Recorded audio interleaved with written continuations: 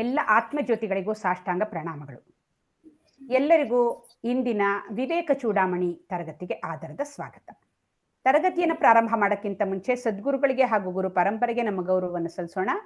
ರಜಿತಾ ಅವರೇ, ಪ್ರಾರ್ಥನೆಯನ್ನು ಮಾಡಿ ತರಗತಿಯನ್ನು ಮುಂದುವರಿಸಿ. ಎಲ್ಲ ಆತ್ಮಜ್ಯೋತಿಗಳಿಗೆ ಸಾಷ್ಟಾಂಗ ನಮನಗಳು. ನಮ್ಮ ಪೂಜ್ಯ ಗುರುಗಳಾದ ಪ್ರಭುಜಿಯವರಿಗೂ ಅವರ ಪಾದಾರವಿಂದಗಳಿಗೆ ಸಾಷ್ಟಾಂಗ ನಮನಗಳನ್ನ ನಮಸ್ಕರಿಸ್ತಾ ಇಂದಿನ ತರಗತಿಯನ್ನು ಶುರು ಮಾಡೋಣ. ಅಂತರ್ಜ್ಯೋತಿ ಬಹಿರ್ಜ್ಯೋತಿ ಪ್ರತ್ಯಗ್ಜ್ಯೋತಿ ಪರಾತ್ಪರಾ ಜ್ಯೋತಿರೇವ ಜ್ಯೋತಿಃ ಸ್ವಯಂ ಜ್ಯೋತಿಃ ಆತ್ಮ ಜ್ಯೋತಿಃ ಶಿವೋಸ್ಮ್ಯಹಂ. ಗುರುರ್ಬ್ರಹ್ಮಾ ಗುರುರ್ವಿಷ್ಣು ಗುರುರ್ದೇವೋ ಮಹೇಶ್ವರಃ ಗುರುಃ ಸಾಕ್ಷಾತ್ ಪರಬ್ರಹ್ಮ ತಸ್ಮೈ ಶ್ರೀ ಗುರವೇ ನಮಃ. ಅಖಂಡಮಂಡಲಾಕಾರಂ ವ್ಯಾಪ್ತಂ ಯೇನ ಚರಾಚರಂ ತತ್ಪದಂ ದರ್ಶಿತಂ ಯೇನ ತಸ್ಮೈ ಶ್ರೀ ಗುರವೇ ನಮಃ. ನಾರಾಯಣ ಸಮಾರಂಭಾಂ ಶಂಕರಾಚಾರ್ಯ ಮಧ್ಯಮಾಂ ಅಸ್ಮದಾಚಾರ್ಯ ಪರ್ಯಂತಾಂ ವಂದೇ ಗುರು ಪರಂಪರಾಂ. ಸದಾಶಿವ ಸಮಾರಂಭಾಂ ಶಂಕರಾಚಾರ್ಯ ಮಧ್ಯಮಾಂ ಅಸ್ಮದಾಚಾರ್ಯ ಪರ್ಯಂತಾಂ ವಂದೇ ಗುರು ಪರಂಪರಾ. ಶ್ರೀ ಗುರುಭ್ಯೋ ನಮಃ.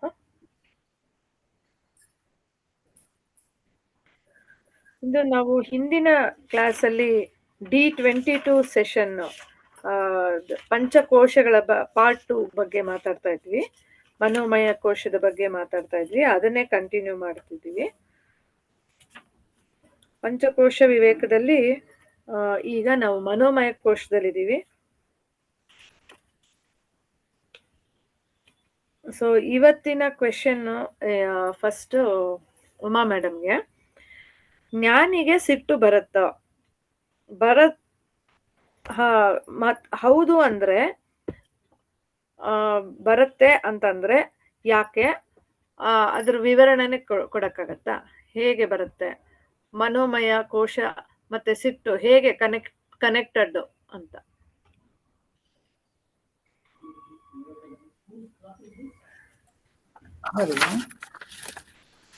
ಸೊ ಜ್ಞಾನಿಗೆ ಸಿಟ್ಟು ಬರತ್ತಾ ಅಂತ ಹೇಳಿ.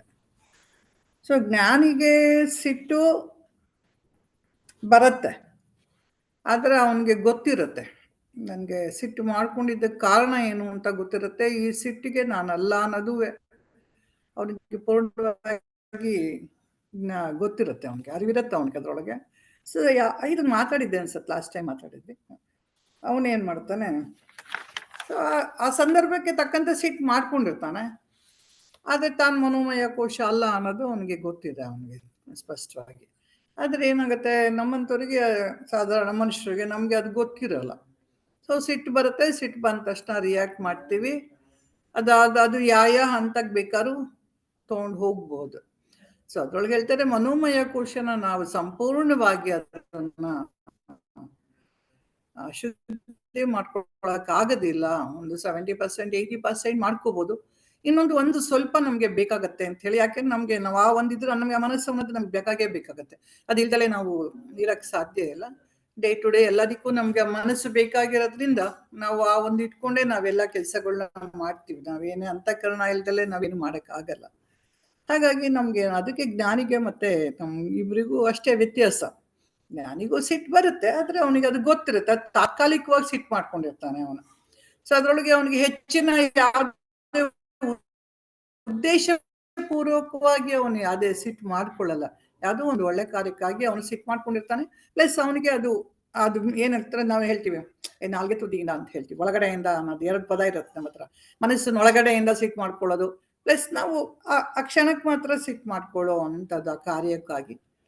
ಹಾಗಾಗಿ ಜ್ಞಾನಿಗೆ ಅದ್ರ ಬಗ್ಗೆ ಅವನಿಗೆ ಸ್ಪಷ್ಟತೆ ಇರುತ್ತೆ. ಅವನಿಗೆ ಅದು ಇನ್ನು ಬೇಕಾ, ನೆಕ್ಸ್ಟ್ ಹೇಳ್ಬೇಕಾ? ಹಾ, ನೆಕ್ಸ್ಟ್ ಮನಸ್ಸಿನ ಲಕ್ಷಣಗಳ ಬಗ್ಗೆ. ಮನಸ್ಸು ಮತ್ತೆ ಬೆಳಕು ಹೇಗ್ ಸಂಬಂಧ, ಎಷ್ಟು ಬೇಗ ಆ ವೇಗ, ಅದ್ರ ಬಗ್ಗೆ. ಸೊ ಮನಸ್ಸು ಅನ್ನೋದು ತುಂಬಾ ತುಂಬಾ ವೇಗವಾಗಿರುವಂಥದ್ದು. ಸೊ ಅವಾಗ ಒಂದು ಇವನ್ ಕೃಷ್ಣನ ಅರ್ಜುನ ಕೇಳ್ತಾನೆ, ಚಂಚಲ ಮನ ಕೃಷ್ಣ, ನನ್ಗೆ ಎಷ್ಟು ಮನಸ್ಸು ಚಂಚಲ ಅಂದ್ರೆ ಅದು ಗಾಳಿಗಿನ್ನ ವೇಗವಾಗಿರುತ್ತೆ, ಅಷ್ಟು ಸ್ಪೀಡ್ ಇದೆ ಅದು ಅಂತ ಹೇಳಿ. ಇಲ್ಲಿ ಹೇಳ್ತಾರೆ ಬೆಳಕಿಗಿನ್ನ ವೇಗ, ಬೆಳಕಿಗಾದ್ರೂ ಸರಿ ಅದು ಎಷ್ಟು ಟೈಮ್ ತಗೊಳುತ್ತೆ ಅಲ್ಲಿಂದ ಇಲ್ಲಿಗೆ ಬರಕ್ಕೆ ಅಂತ ಹೇಳಿ. ಅದು ಆದ್ರೆ ಇದು ಹಾಗಲ್ಲ, ನಮ್ಮ ಮನಸ್ಸನ್ನದು ಅಂದ ತಕ್ಷಣ ಹೊಟ್ಟೋಗ್ಬಿಡತ್ತೆ, ಅಷ್ಟು ತೀವ್ರವಾಗಿರತ್ತೆ ಅದು. ಇವಾಗ ನಾನೇನೋ ಸುಮ್ಮನೆ ಯೋಚನೆ ಮಾಡ್ತೀನಿ ಅಂದ ತಕ್ಷಣ, ಇವಾಗೇನೋ ನಾನು ಅಮೆರಿಕಾದಲ್ಲಿ ಅದೋ ನನ್ನ ಫ್ರೆಂಡ್ ಇದ್ದಾನೆ ಅಥವಾ ಇನ್ನೆಲ್ಲೋ ಒಂದ್ ಕಡೆ ಯಾರು ಇದ್ದಾರೆ ಕ್ಷಣಕ್ಕೆ ನಾವು ಆಲ್ರೆಡಿ ನಮ್ಮ ಮನ್ಸು ಅಲ್ಲಿ ಹೋಗಿ ನಿಂತ್ಬಿಟ್ಟಿರುತ್ತೆ, ಅಷ್ಟು ವೇಗ ಅದರದ್ದು ಒಂದು. ಹಾಗಾಗಿ ಇವೆಲ್ಲ ಹೇಳಿದೆ. ಬಟ್ ಅದೇ ಜನರಲ್ ಆಗಿ ನಾವೇನು ಹೇಳ್ತೀವಿ, ಎಲ್ಲೋ ಅಮೆರಿಕಾಗೋ ಎಲ್ಲಿಗೋ ಹೋಗ್ಬೇಕು ಅಂತಂದ್ರೆ ಅದಕ್ಕೆ ಫಸ್ಟ್ ಪ್ಲಾನ್ ಮಾಡಬೇಕು, ಅದಕ್ಕೆ ವೀಸೇನ ಗೊತ್ತಲ್ಲ, ಪಾಸ್ಪೋರ್ಟ್ ಇರಬೇಕು, ಇರಬೇಕು, ಆಮೇಲೆ ಟಿಕೆಟ್ ತೊಗೊಳ್ಬೇಕು, ಅದಕ್ಕೆ ಮುಂಚೆ ದುಡ್ಡಿಗೆ ಅಂತ ಪ್ಲಾನ್ ಮಾಡಬೇಕು, ಸಾಕಷ್ಟು ಪ್ರೊಸೀಜರ್ ಇರುತ್ತೆ. ಆದ್ರೆ ನಾನು ಹೋಗ್ಬೇಕು ಅನ್ನೋದು ನನ್ನ ಮನ್ಸಲ್ಲಿ ಬಂದ ತಕ್ಷಣ ಅದಕ್ಕೆ ಯಾವ ಪ್ರೊಸೀಜರ್ ಇಲ್ಲ, ಏನಿಲ್ಲ, ಸೀದಾ ಅಲ್ಲಿ ಕೂತ್ಬಿಟ್ಟಿರ್ತೀವಿ. ಹೋಗಿ ಅವ್ರ ಹತ್ರ ನನ್ನ ಕನ್ಸಲ್ಲಿ ನನ್ನ ಒಂದು ಇದ್ರೊಳಗೆ ಆಲ್ರೆಡಿ ಮಾತಾಡ್ಬಿಟ್ಟಿರ್ತೀವಿ, ಎಲ್ಲ ಮಾಡಿರ್ತೀವಿ ನಾವು. ಅಂತ ಒಂದು ವೇಗದಲ್ಲಿ ನಾವೆಲ್ಲ ಒಂದು ಮನಸ್ಸುತ್ತೆ. ಆದರೆ ಈ ಮನಸ್ಸು ಅನ್ನೋದು ಇದೆಯಾ ಅಂತ ನಿಜವಾಗ್ಲೂ ಹುಡುಕ್ದಾಗ ಅದು ಇಲ್ಲ ಅನ್ನೋದು ಒಂದು ನಮ್ಗೆ ಗೊತ್ತಾಗುತ್ತೆ. ಅದು ಖಂಡಿತ ಇಲ್ಲ, ಬರೀ ಏನದು ಯೋಚನೆಗಳ ಬಂಡಲ್ ಆಫ್ ಥಾಟ್ಸ್ ಅಂತ ಹೇಳಿ ಒಂದು ಅದಕ್ಕೆ ಹೇಳ್ತಾರೆ. ಸೊ ಬರ್ತಾ ಇರುತ್ತೆ, ಹೋಗ್ತಾ ಇರುತ್ತೆ. ಹೇಗೆಂದ್ರೆ ಒಂದು ಸಮುದ್ರದಲ್ಲಿ ನೀರಿನ ಅಲೆಗಳು ತರ, ಅಲೆಗಳು ಇನ್ನೊಂದು ಗುಳೆ ಎಲ್ಲ ಹೇಗೆ ಬರ್ತಾ ಇರತ್ತೋ ಅದು ಬರ್ತಾ ಇರುತ್ತೆ, ಹೋಗ್ತಾ ಇರುತ್ತೆ. ಅಲ್ಲಿ ಏನಾಗುತ್ತೆ, ಪ್ರಶಾಂತವಾಗಿರೋದು ಒಂದಿರುತ್ತೆ, ಅದನ್ನ ನಮ್ಮ ಆತ್ಮ ಅನ್ನೋಂಥದ್ದನ್ನು ನಾವು ಹೇಳ್ತೀವಿ. ಹಾಗೆ ಈ ಮನಸ್ಸು ಅನ್ನೋದನ್ನು ಹೇಳ್ತಾರೆ. ಅದಕ್ಕೆ ಇನ್ನೂ ಒಂದು ಉದಾಹರಣೆ ಹೇಳ್ತಾರೆ, ಏನಂತಂದ್ರೆ ನಾವು ಈ ಫಿಲಮ್ ರೀಲ್ಗಳು ನಾವು ನೋಡ್ತೀವಿ, ಫಿಲಮ್ ಎಲ್ಲ ನೋಡ್ತೀವಿ, ಅಥವಾ ಬೇರೆ ಕಾರ್ಟೂನ್ಸ್ ಎಲ್ಲ ನೋಡ್ತಾ ಇರ್ತೀವಿ. ಅದೆಲ್ಲ ಹೇಗಂದ್ರೆ ಒಂದೊಂದೇ ಪಿಕ್ಚರ್ ಮಾಡಿ ಬರ್ದು ಒಂದ್ ಮಾಡಿ ಏನ್ ಮಾಡ್ತಾರೆ, ಜೋಡಿಸ್ತಾರೆ. ಅದನ್ನ ನಮಗ್ ವೇಗವಾಗಿ ಅದನ್ನ ಜೋಡಿಸ್ದಾಗ ಏನಾಗುತ್ತೆ, ಆಕ್ಷನ್. ಇವಾಗ ನನ್ನ ಕೈ ಹಿಂಗೆಲ್ಲ ಇದಾವೆ, ಒಂದ್ಸಲ ಏನ್ ಕೈ ಹೀಗೆ ಫಸ್ಟ್ ಇರಲ್ಲ, ಫಸ್ಟ್ ಹೀಗಿರುತ್ತೆ, ಆಮೇಲೆ ಹಿಂಗ್ ತಿರುಗತ್ತೆ. ಅದ್ ಚಿತ್ರಗಳು ಹಾಗೆ ಬರ್ದಿರ್ತಾರ, ಹಾಗೆ ಜೋಡಿಸ್ತಾರೆ ಫಿಲಮ್ಗಳನ್ನ ಹೇಳಿ. ಸೊ ಆ ತರ ನಮ್ಮ ಮನಸ್ಸು ಹಾಗೆ ಜೋಡಣೆ ಮಾಡ್ಕೊಂಡು ಹೋಗ್ತಾ ಇರತ್ತೆ ಒಂದಕ್ಕೊಂದು ಅಂತ ಹೇಳಿ ಅದನ್ನೊಂದು ಉದಾಹರಣೆ ಒಂದು ಕೊಡ್ತಾರೆ. ಇನ್ನೊಂದು ಉದಾಹರಣೆ ಒಂದಿದೆ, ಏನಂದ್ರೆ ಒಂದು ಆಶ್ರಮದ ಮೇಲೆ ಒಂದು ಬಾವುಟ ನೇತು ಹಾಕಿರ್ತಾರೆ. ಅಲ್ಲಿ ಒಬ್ಬ ಏನ್ ಮಾಡ್ತಾನೆ, ಗಾಳಿ ಬಾವುಟ ಹಾರ್ತಾ ಇದೆ ಅಂತ ಹೇಳ್ತಾನೆ. ಇಲ್ಲ ಫ್ಲಾಗೆ ಅಲ್ಲಿ ನೋಡಿ ಹೆಂಗ್ ಓಡ್ತಾ ಇದೆ ಇದ್ರೊಳಗೆ ಅಂತ ಹೇಳ್ತಾನೆ, ಗಾಳಿ ಓಡ್ತಾ ಇದೆ ಅಂತ ಹೇಳಿ. ಅವಾಗ ಏನಾಗುತ್ತೆ, ಆ ಗುರು ಬಂದು ಹೇಳ್ತಾನೆ, ಏನು ಅಂತ ಕೇಳ್ತಾನೆ. ಒಬ್ಬೊಬ್ಬ ಒಂದೊಂದು ಉತ್ತರ ಹೇಳ್ತಾನೆ. ಬಾವುಟ ಅಲ್ಲಿ ಗಾಳಿಗೆ ಹಾರ್ತಾ ಇದೆ ಅಂತಾನೆ, ಇಲ್ದೇ ಇದ್ರೆ ಇದನ್ನ ಗಾಳಿನೇ ಬಾವುಟನ ಹಾರಿಸ್ಕೊಂಡು ಓಡ್ತಾ ಇದೆ ಅಂತ ಹೇಳಿ. ಅವಾಗ ಗುರು ಹೇಳ್ತಾನೆ, ಎರಡು ಓಡ್ತಾ ಇರೋದು ನಿನ್ ತಲೆಯಲ್ಲಿ ಅಷ್ಟೇನೆ, ಬೇರೆ ಎಲ್ಲೂ ಓಡ್ತಾ ಇಲ್ಲ, ಅದು ನಿನ್ ತಲೆಯಲ್ಲಿ ಇರೋದು ಅಷ್ಟೇನೆ ಅನ್ನೋ ಒಂದು ಉದಾಹರಣೆ ಸಹಿತ ಅದರೊಳಗೆ ಹೇಳ್ತಾರೆ ಅದು. ಸೊ ನಾವು ಎಲ್ಲ ಆಲೋಚನೆಗಳು ನಮ್ದು ಏನೇನಿದೆ ಎಲ್ಲವೂ ನಮ್ಮ ಮನಸ್ಸಿನ ಕಲ್ಪನೆಗಳೇ ಆಗಿರುತ್ತೆ ಅಷ್ಟೇ ಹೊರತು ವಾಸ್ತವತೆ ಇರಲ್ಲ ಅಲ್ಲಿ. ಸೊ ನಮ್ಮ ಆಲೋಚನೆಯಲ್ಲಿ ನಾವು ಕಲ್ಪನೆಗಳನ್ನ ಮತ್ತೆ ನಮ್ಗೆ ಬೇರೆ ಏನೋ ನಮ್ಮ ಸಂಸ್ಕಾರ ಅದ್ರೊಳಗಡೆ ಇರೋವಂಥದ್ದು. ಯಾಕಂದ್ರೆ ನಮ್ಮ ಇಂದ್ರಿಯಗಳೆಲ್ಲ ದುಡ್ಕೊಂಬಂದು ನಮಗೆ ಕೊಟ್ಟಿರುತ್ತಲ್ಲ, ಎಷ್ಟೊಂದು ಸಂಪಾದನೆ ಮಾಡ್ಕೊಂಡು ಅದೆಲ್ಲ ಸಂಗ್ರಹ ಬೇರೆ ಮಾಡಿ ಇಟ್ಕೊಂಡಿರ್ತೀವಿ. ಸೊ ಅದೆಲ್ಲ ಏನಾಗುತ್ತೆ, ನಮ್ಮ ಮೇಲೆ ಪ್ರತಿ ಸಲ ಪ್ರಭಾವ ಬೀರ್ತಾ ಇರುತ್ತೆ. ಈಗ ನಾವು ಮಾತಾಡ್ಬೇಕು, ಈ ಸಂಗ್ರಹ ಮಾಡಿರೋದೆ ಈಗ ನಾನು ಇವಾಗ ಇಲ್ಲಿ ಮಾತಾಡ್ಬೇಕಾದ್ರೆ ನಾವು ಇದೊಂದು ಸಂಗ್ರಹ ಮಾಡ್ಕೊಂಡಿದ್ವಿ. ಕಣ್ಣು ಕಿವಿ ಕೇಳಿರುತ್ತೆ, ಗುರೂಜಿ ಹೇಳಿರೋದು, ಕಣ್ಣುಗಳು ಕೈ ಬರಿದ್ದು ಬರ್ಕೊಂಡಿರತ್ತೆ, ಕಣ್ಣುಗಳು ಸರಿ ಬರ್ಕೊಂಡಿದ್ಯಲ್ಲ ಅಂತ ನೋಡ್ತಾ ಇರುತ್ತೆ, ಬುದ್ಧಿ ಯೋಚನೆ ಮಾಡಿ ಹೇಳುತ್ತೆ ಕರೆಕ್ಟ್ ಬರ್ಕೊಂಡ್ಯಾ ನೀನು, ಇಲ್ಲ ಅಂತಂದ್ರೆ ಏನೋ ಮಾಡಿ ತಪ್ಪಾಗಿದೆ ಅಂತ ಬೇರೆ ಹೇಳ್ತಾ ಇರೋದು. ಸೊ ಇವೆಲ್ಲವೂ ಸೇರ್ಕೊಂಡು ಆಗಿರೋದನ್ನ ಒಂದು ಏನದು ನಾವು ಫಲ ಈಗ ನಾವು ನಿಮ್ಮ ಮುಂದೆ ಇಲ್ಲಿ ಹೇಳ್ತಾ ಇರುವಂತದ್ದಾಗಿರೋದು. ಸೊ ಇದ್ರೊಳಗೆ ಯಾವ್ದೇ ನಾವು ಬಿಟ್ಟು ಹೌದು.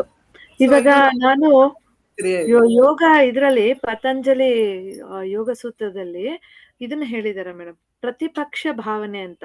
ಅಂದ್ರೆ ಮನಸ್ಸಿನ ಮುಖಾಂತರನೇ ನಾವು ಎಲ್ಲದನ್ನು ನಾವು ಸರಿ ಮಾಡ್ಕೋಬಹುದು ಅಂತ. ಅಂದ್ರೆ ಇವಾಗ ನನಗೆ ಕೋಪ ಬರ್ತಾ ಇದೆ ಅಂತ ಅನ್ಕೊಂಡಾಗ ಅದ್ರ ಆಪೋಸಿಟ್ ಭಾವನೆಯನ್ನ ನಾವು ಮೂಡಿಸ್ಕೋಬೇಕು ಅಂತ ಹೇಳ್ತಾರೆ ಒಂದು ಸೂತ್ರದಲ್ಲಿ.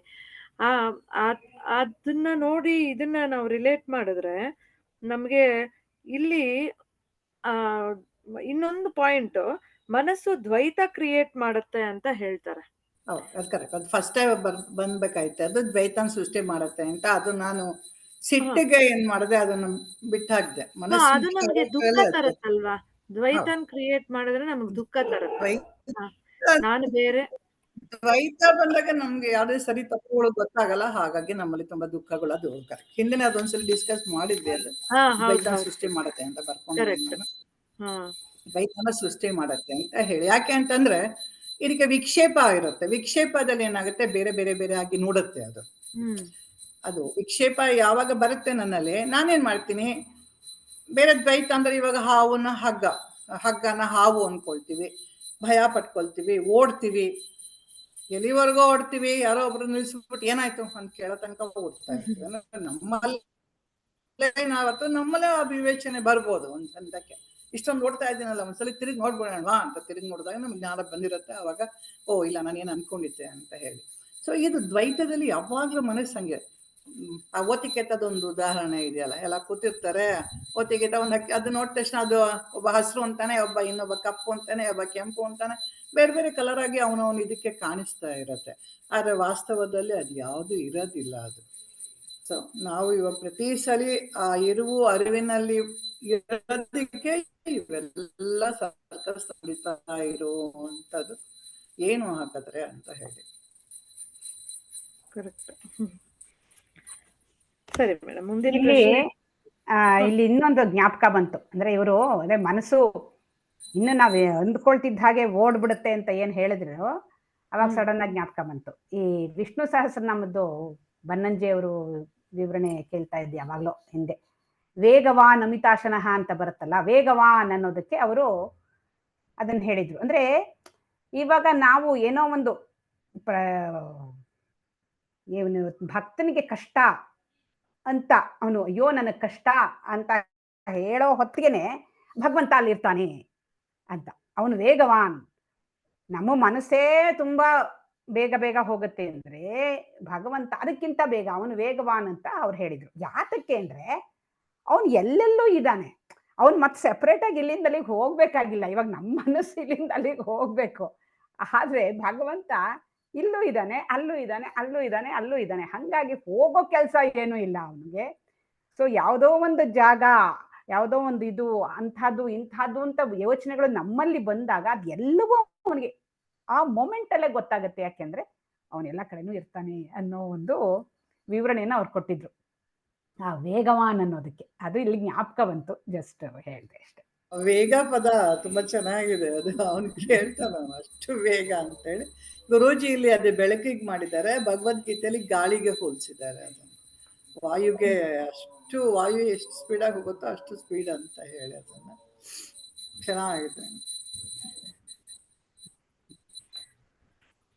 ಬಟ್ ಆ ಮನಸ್ಸಿನಿಂದಾನೇ ನಾವು ಎಷ್ಟೋ ದುಃಖಿಗಳಾಗೋಗ್ತೀವಿ ಒಂದೊಂದ್ಸಲ.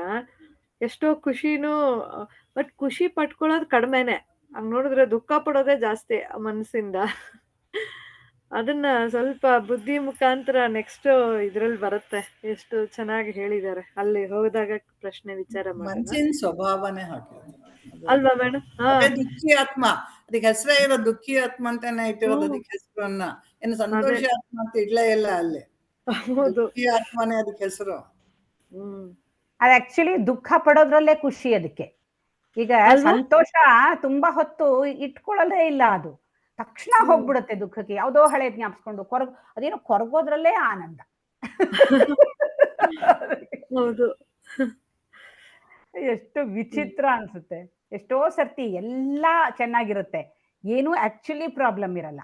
ಪ್ರಾಬ್ಲಮ್ ಬಂದಾಗ ಒದ್ದಾಡೋದು ಬೇರೆ, ಪ್ರಾಬ್ಲಮ್ ಇಲ್ಲದೆ ಇದ್ದಾಗ್ಲೂನು ನೆನೆಸ್ಕೊಂಡ್ ಇನ್ಯಾವುದೋ ಹಳೆಯದೆಲ್ಲ ನೆನೆಸ್ಕೊಂಡು ಮಾಡ್ಕೊಂಡು ದುಃಖಿಸ್ಕೊಂಡು ಒದ್ದಾಡ್ಕೊಂಡು ಯಾಕೆ ಬೇಕು? ಅಯ್ಯೋ ಅಲ್ಲ ಅಲ್ಲಿ ಸುಮ್ಮನೆ ನನ್ನ ಮಗಳು ನಿಮ್ಮ ಮಕ್ಳನ್ನ ಕರ್ಕೊಂಡು ಹೋಗಿ ಹೋಟೆಲ್ಗೆ, ಅಲ್ಲೇನೋ ಒಂದ್ ಬೇಕು ಅಂತ ಕೇಳ್ತಾರೆ, ಒಂದು ಐಸ್ ಕ್ರೀಮೋ ಏನೋ ಉದಾಹರಣೆಗೆ ಒಂದ್ ಕೇಳ್ತಾರೆ, ಏನೋ ಇನ್ನೂ ಅದನ್ನ ತಿಂತಾನೆ ಇರ್ತಾರೆ. ಅಷ್ಟೊತ್ತು ಕಾಲದಲ್ಲಿ ಬೇರೆ ಇನ್ನೊಂದು ಟೈಪ್ ಆಗಿ ಅಲ್ಲಿ ಬಂದ ತಕ್ಷಣ ಹತ್ತೊಂಡಿ ಚೆನ್ನಾಗಿರ್ತಾ ಇತ್ತು, ಇನ್ನೊಂದ್ ಸ್ವಲ್ಪ ತಿನ್ಯಾತರ ಬಂದ್ರೆ ಹತ್ತೊಂಡಿ ಚೆನ್ನಾಗಿತ್ತು. ನನ್ನ ದೊಡ್ಡ ಮಗಳು ಹಾಗೆ ಮಾಡ್ತಾ ಇದ್ದಿದ್ದು. ಇನ್ನು ಈ ತಿನ್ನಕ್ ಮುಂಚೆ ಅದು ಒಂದ್ ಕೊನೆಗೆ ನಾವಿಬ್ರೆ ಮಿಕ್ಸಿದ್ದೆಲ್ಲ ತಿನ್ಬಿಟ್ಟು ಬರ್ತಾ ಇದ್ವಿ, ನಾವೇನೋ ಆರ್ಡ್ರೇ ಮಾಡ್ತಾ ಇರ್ಲಿಲ್ಲ. ಜನರಲಿ ಈಗ ನಾವು ಒಂದ್ ಬಟ್ಟೆ ಅಂಗಡಿಗೆ ಹೋದ್ರೆ ಒಂದ್ ಸೀರೆ ತಗೊಳ್ಳಿ, ನಾವೇನ್ ತಗೊಳ್ಬೇಕಾದ ಖುಷಿ ನನ್ಗೆ ಗೊತ್ತಾಗ್ಬಿಟ್ಟಿರತ್ತೆ. ಅದು ಇನ್ನೊಂದ್ ಸೀರೆ ನೋಡಿದ್ನಲ್ಲ, ಹತ್ತೊಂಡಿದ್ದ ಚೆನ್ನಾಗಿರ್ತಾ ಇತ್ತಲ್ವಾ, ಆ ಡ್ರೆಸ್ ಚೆನ್ನಾಗಿರ್ತಾ ಇತ್ತಲ್ವಾ, ಎಷ್ಟು ಬೇಕಲ್ವಾ, ನಂತರ ಈ ಕೈಯಲ್ಲಿ ಇರುತ್ತೆ 10 ಡ್ರೆಸ್ ಇರುತ್ತೆ, ಆದ್ರೂ ನಂಗೆ ತಲೆ ಬೇರೆ ಹಿಂಗೆಲ್ಲೋ ಹೋಗಿ ಆಲ್ರೆಡಿ ಆ ಯೋಚನೆಯಲ್ಲಿ ಇರುತ್ತೆ. ಎಷ್ಟೊತ್ತು 10 ನನ್ನ ಹತ್ರ ಇದೆಯಲ್ಲ ಅಂತ ಸಂತೋಷ ನನಗೆ ಬರೋದಿಲ್ಲ. ಅದು ಅದಕ್ಕೆ ಆ ದುಃಖಿ ಆತ್ಮ ಅನ್ನೋ ಪದ ತುಂಬಾ ಚೆನ್ನಾಗಿದೆ. ಅದಕ್ಕೆ ದುಃಖಿ ಮನಸ್ಸು, ಆತ್ಮ ಅಲ್ಲ ಮನಸ್ಸು. ಮುಂದಿನ ಪ್ರಶ್ನೆಗೆ ಹೋಗೋಣ. ಮನೋಮಯ ಕೋಶಕ್ಕೂ ಮತ್ತೆ ವಿಜ್ಞಾನಮಯ ಕೋಶಕ್ಕೂ ಏನು ಸಂಬಂಧ ಅಂತ ಇದೊಂಚೂರು ರಿಪೀಟ್ ಆಗಿದೆ. ಸೊ ಬಟ್ ಅದೇ ಉದಾಹರಣೆ ಮೂಲಕ ಹೇಗೆ ಸಂಬಂಧ ಅಂತ ಕಲ್ಯಾಣಿ ಮೇಡಮ್.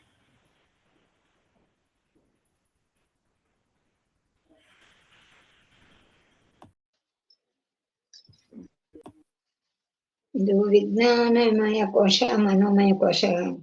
ಅದು ವಿಜ್ಞಾನಮಯ ಕೋಶ, ಮನೋಮಯ ಕೋಶ ಹೇಳಿದನ್ನ ಅದು ವಿಷಯಗಳನ್ನ ತಗೊಂಡು ಅದು ನಿರ್ಧಾರ ತಗೊಳುತ್ತೆ.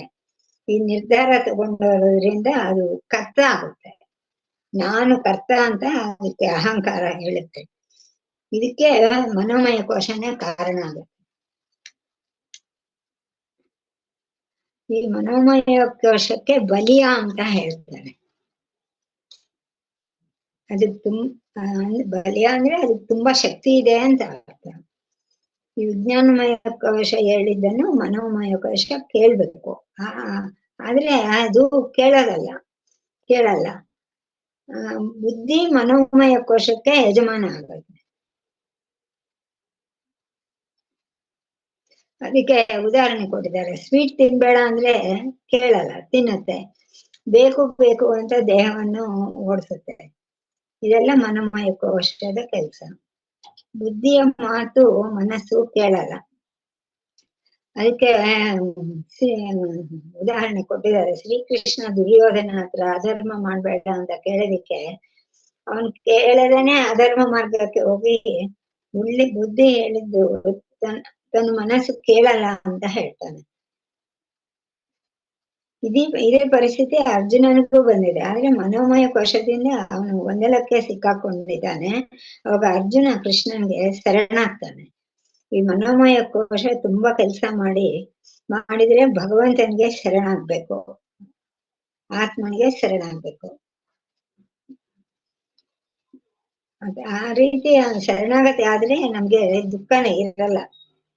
ನಂದು ನನ್ನದು ಅಂತ ಹೇಳೋದನ್ನ ದುಃಖನೇ. ಮನೋಮಯ ಕೋಶದ ಇನ್ನೊಂದು ಲಕ್ಷಣ ದುಃಖ. ಅದು ಬೇಕು ಆಸೆಯಿಂದ ಅದಕ್ಕೆ ಸುಖನೇ ಇರಲ್ಲ. ಆಸೆ ಇದ್ರೆ ತೃಪ್ತಿನೂ ಇರಲ್ಲ, ಆನಂದನೂ ಇರಲ್ಲ. ಆಸೆಗೆ ಕೊನೆನೇ ಇಲ್ಲ. ಈಗ ಅವಾಗ ಆನಂದಮಯ ಕೋಶಕ್ಕೆ, ಮನೋಮಯ ಕೋಶಕ್ಕೆ ನೆಮ್ಮದಿ ಆಗುತ್ತೆ. ಅವಾಗ ಆನಂದಮಯ ಕೋಶಕ್ಕೆ ಆನಂದ ಆಗುತ್ತೆ. ಈಗ ಆನಂದಮಯ ಕೋಶಕ್ಕೆ ಆನಂದ ಆಗಿದೆ ಅಂತ ಮನೋಮಯ ಕೋಶಕ್ಕೆ ಗೊತ್ತಾಗಲ್ಲ. ಆತ್ಮನಿಂದ ಆನಂದ ಬಂದಿದೆ ಅಂತಾನು ಅದಕ್ಕೆ ಗೊತ್ತಾಗಲ್ಲ. ಇನ್ನ ಹೇಳ್ಬೇಕಾಗಿತ್ತ ರಜಿತಾ? ಹಾ ಮೇಡಮ್, ಸಾಕು.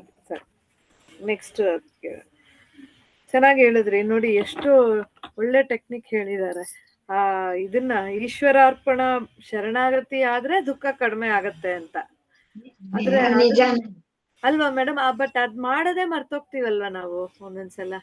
ಶರಣಾಗತಿ ಆಗ್ಬೇಕು ಅನ್ನೋದೇ ನಮ್ಗೆ ಈ ದುರ್ಯೋಧನ ಶರಣಾಗತಿ ಆಗ್ತೇ ಇರೋದ್ರಿಂದಾನೇ ಅವನ ದುಃಖಕ್ಕೆ ಅದು ಕಾರಣ ಆಗಿದೆ. ಅದೇ ಅಹಂಕಾರ ಹಂಗ ಆಡ್ಸುತ್ತೆ ಅಲ್ವಾ.